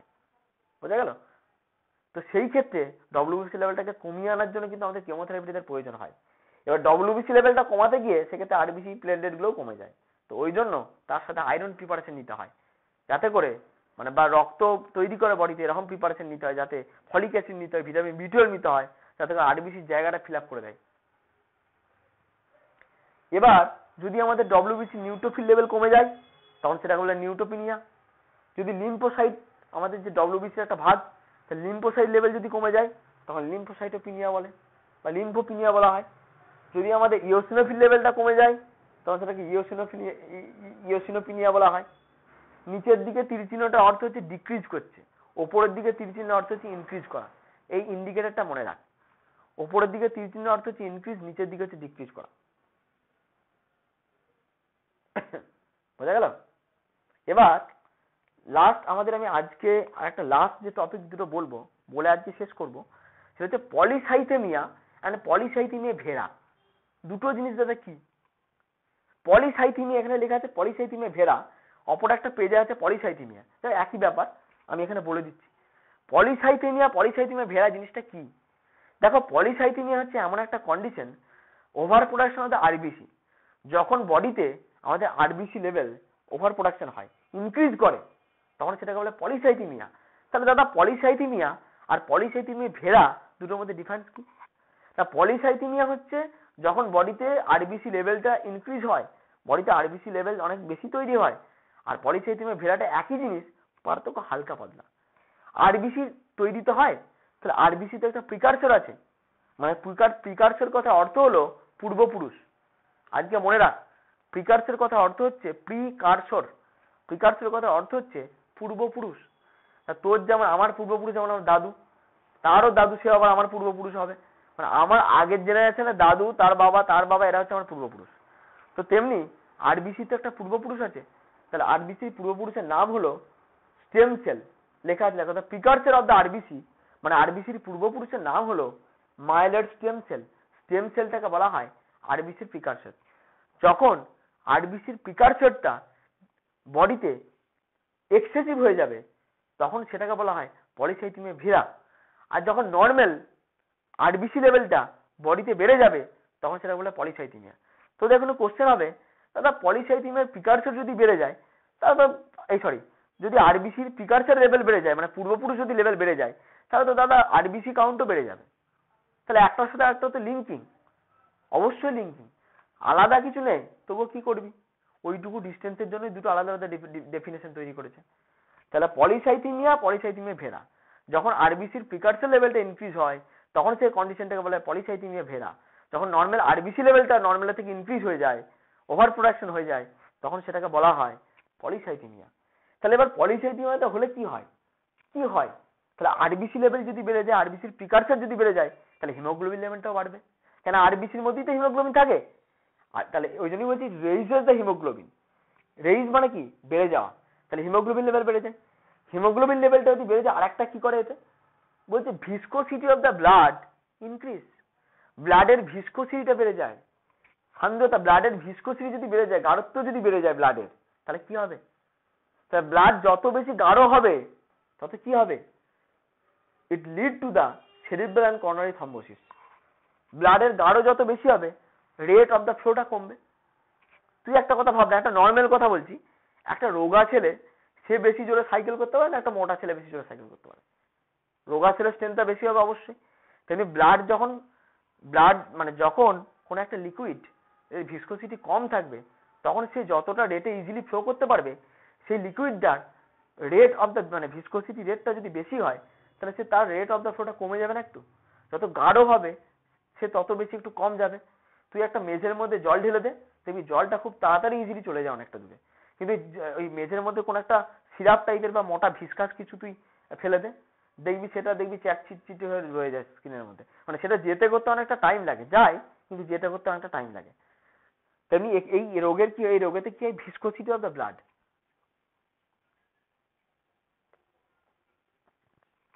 না বাড়ার কমাটা ভালো না বাড়াটা ভালো না, আমার ব্লাডে যে নর্মাল আছে সেটা থাকুক বাবা, আমার কমার দরকার নেই বাড়ারও দরকার নেই। নর্মালের থেকে বেড়ে যাওয়াটা খারাপ, একটা তো নর্মাল এনে যাচ্ছে তার থেকে বেড়ে যাওয়া যাবে না বা তার থেকে কমে যাওয়া যাবে না, কোনোটাই দরকার নেই। বেশ তো সাম্য অবস্থা আছে, আমার ঘাট কাটানো কি দরকার? বোঝা গেল? এবার কি হবে দেখো, কি হতে পারে এবার দেখো। আচ্ছা, ব্লাডের ভিসকোসিটি যদি বাড়ে, ধর একটা ব্লাড ভেসেল অর্থাৎ রক্ত জালকের মধ্যে দিয়ে যখন ব্লাডটা যখন লাইট ছিল বা ব্লাড যখন নর্মাল ছিল, তখন ব্লাডটা যখন ব্লাড ভেসেলের মধ্যে দিয়ে পাস করবে তখন তো ইজিলি মুভ করে। যখন ব্লাডটার ভিসকোসিটি বেড়ে গেল অনেকটা, তখন দেখবি মানে একটু বেশ গাঢ় হয়ে গেল, তখন ব্লাডটা ব্লাড ভেসেলের মধ্যে দিয়ে পেরোনোর সময় যেন একটা প্রেশার ক্রিয়েট করবে না? প্রেশার ক্রিয়েট করবে না? একটা হালকা জিনিস একটা ইয়ের মধ্যে যখন যায় তখন সেটা ইজিলি পাস করে, কিন্তু যখন তার গাঢ়ত্বটা অনেকটা বেড়ে যায় তখন সেই বেশি গাঢ়ত্বযুক্ত ফ্লুইডটা তখন ওই ব্লাড ভেসেলের মধ্যে একটা প্রেশার ক্রিয়েট করবে। এর ফলে একটা চান্সেস হতে পারে। আর একটা জিনিস হতে পারে কি বলতো, যে এই গাঢ়ত্ব বেশি হওয়ার কারণে ব্লাডের ক্লট হয়ে যেতে পারে, ব্লাডের তঞ্চন হয়ে যেতে পারে। বুঝা গেল? এইভাবে ভিসকোসিটিটা এক্সেসিভ বাড়ার কারণে ব্লাডের ক্লটিং হয়ে যেতে পারে, ব্লাডের তঞ্চন হয়ে যেতে, ব্লাড জমাট বেঁধে যেতে পারে। যদি একবার ব্লাড ভেসেলের মধ্যে গাঢ়ত্ব বাড়তে বাড়তে ব্লাডটা জমা হয়ে যায় তাহলে কি হবে? কি হবে? তাহলে ব্লাড ভেসেলগুলো একসময় প্রেসার সহ্য করতে না পেরে রাপচার হয়ে যাবে। ব্লাড ভেসেলের মধ্যে যদি কোনো একটা ক্লটিং হয়, হ্যাঁ বল কোথায়? আসছি আসছি সব আসছি দাঁড়া, সব আসছি, একটু দাঁড়া, ওয়েট কর। তাহলে আমাদের ব্লাড ভেসেলের মধ্যে যখন কোনো ব্লাডের ক্লট ফর্মেশন হয়ে যায়, তখন যখন ব্লাডটা পাস, ওই যে গলিতে একটা মোটরসাইকেল রাখার মতো বলেছিলাম, সরু গলিতে মোটরসাইকেল তুই পাস করতে পারবি কি? তোর উপর একটা চাপ তৈরি হবে। তেমনি ব্লাড প্রেশারের দেওয়ালে একটা চাপ তৈরি হবে, এটাকে আমরা ব্লাড প্রেশার বলি। তার মানে যদি ব্লাড ভেসেলের মধ্যে কোনো ব্লাড ক্লট পড়ে যায় তাহলে ব্লাড প্রেশার ইনক্রিজ হবে, হবে তো? ব্লাড প্রেশার বাড়বে। আচ্ছা, এর ফলে কি হতে পারে, যে ব্লাড ভেসেল গুলো আছে সেটা সেই ব্লাড ভেসেল গুলো রাপচার হয়ে যেতে পারে, যার ফলে ইন্টারনাল ব্লিডিং এ মানুষ মারা যেতে পারে। যেমন আমি একটা এক্সাম্পল দিচ্ছি, ধরো তোমরা হার্টের স্পেশালি মেন গুলো উল্লেখ করি, হার্ট বা আমার যে ব্রেন, তাহলে ব্রেনের মধ্যে যে আর্টারি গুলো থাকছে যার মধ্যে দিয়ে হচ্ছে ব্লাড পাস করে, তো সেই আর্টারি গুলোর মধ্যে এরকম ক্লট ফর্মেশন হয়ে যায়, ব্লাডের ভিসকোসিটি বেড়ে যাওয়ার ফলে ওরকম ধরো ক্লট ফর্মেশন হয়ে গেল, তাহলে কি হবে?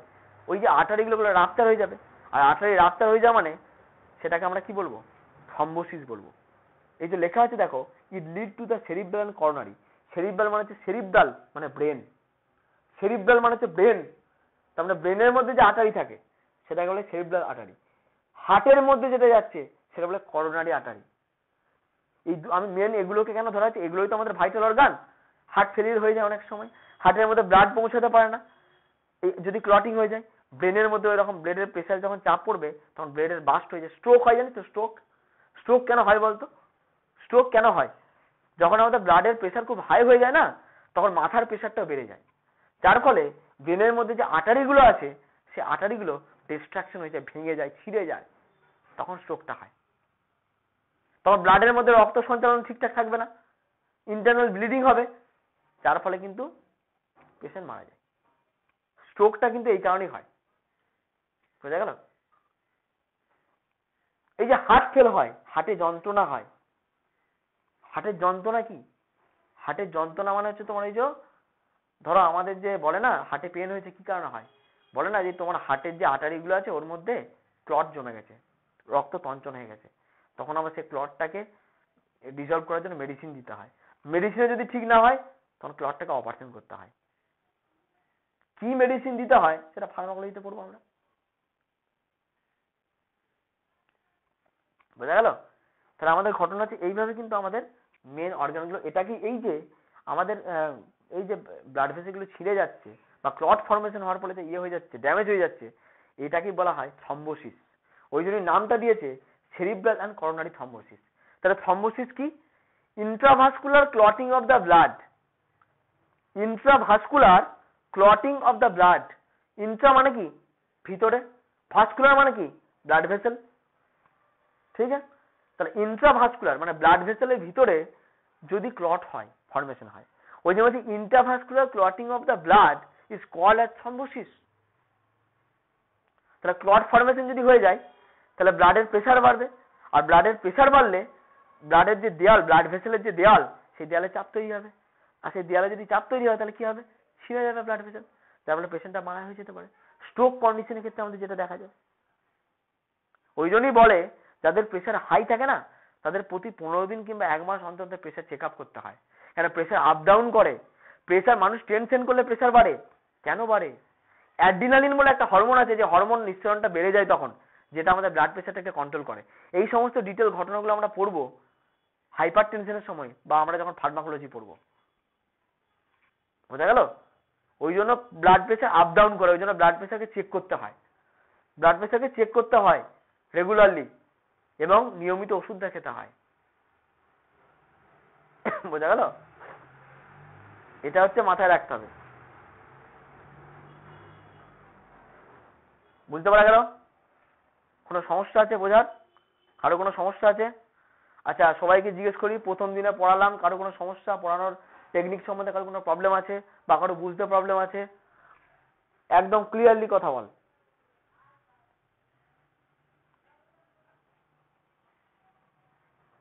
নোট ডাউন করে নিবি। আর নোট ডাউন, আমার তো এখানে নোট লেখাই আছে। এবার তোরা যদি মনে করিস না আমি মনে রাখতে পারছি না, আমি ভিডিওটা, এই যে আমার 1 ঘন্টা 35 মিনিটের ভিডিও অলরেডি তৈরি হয়ে গেছে, 36 মিনিট। আমি এটাকে এবার ভাবছি আজকে অফিসে যাব, যে ওখানে নেটে আপলোড করব। আপলোড করে সেটাকে আমি ইউটিউবে, পারলে ইউটিউবে প্রাইভেসি মেনটেন করতে হবে। আর গ্রুপে আমি একটা কথা বলে দিই, এই গ্রুপের বাইরে কোনো ছেলে যেন কোনো রকম নোট বা কোনো রকম ইনফরমেশন আমাদের কি পড়াচ্ছি না পায়। তাহলে তোরা নিজেদের কম্পিটিশনটা নিজেরা নষ্ট করবি, আমি কিন্তু আগে থেকে বলে দিলাম। আর এরকম যদি ছেলে পায় তখন কিন্তু জিনিসটা খুব খারাপ হবে। আমি সেকেন্ড ইয়ারের ব্যাচে বলে দিচ্ছি, বন্ধুত্বটা মুখে মুখে থাকবে, বন্ধুত্বটা মুখে মুখে থাকবে, কিন্তু পড়াশোনার ব্যাপারে কাউকে কোনোভাবে কিছু করতে পারবি না।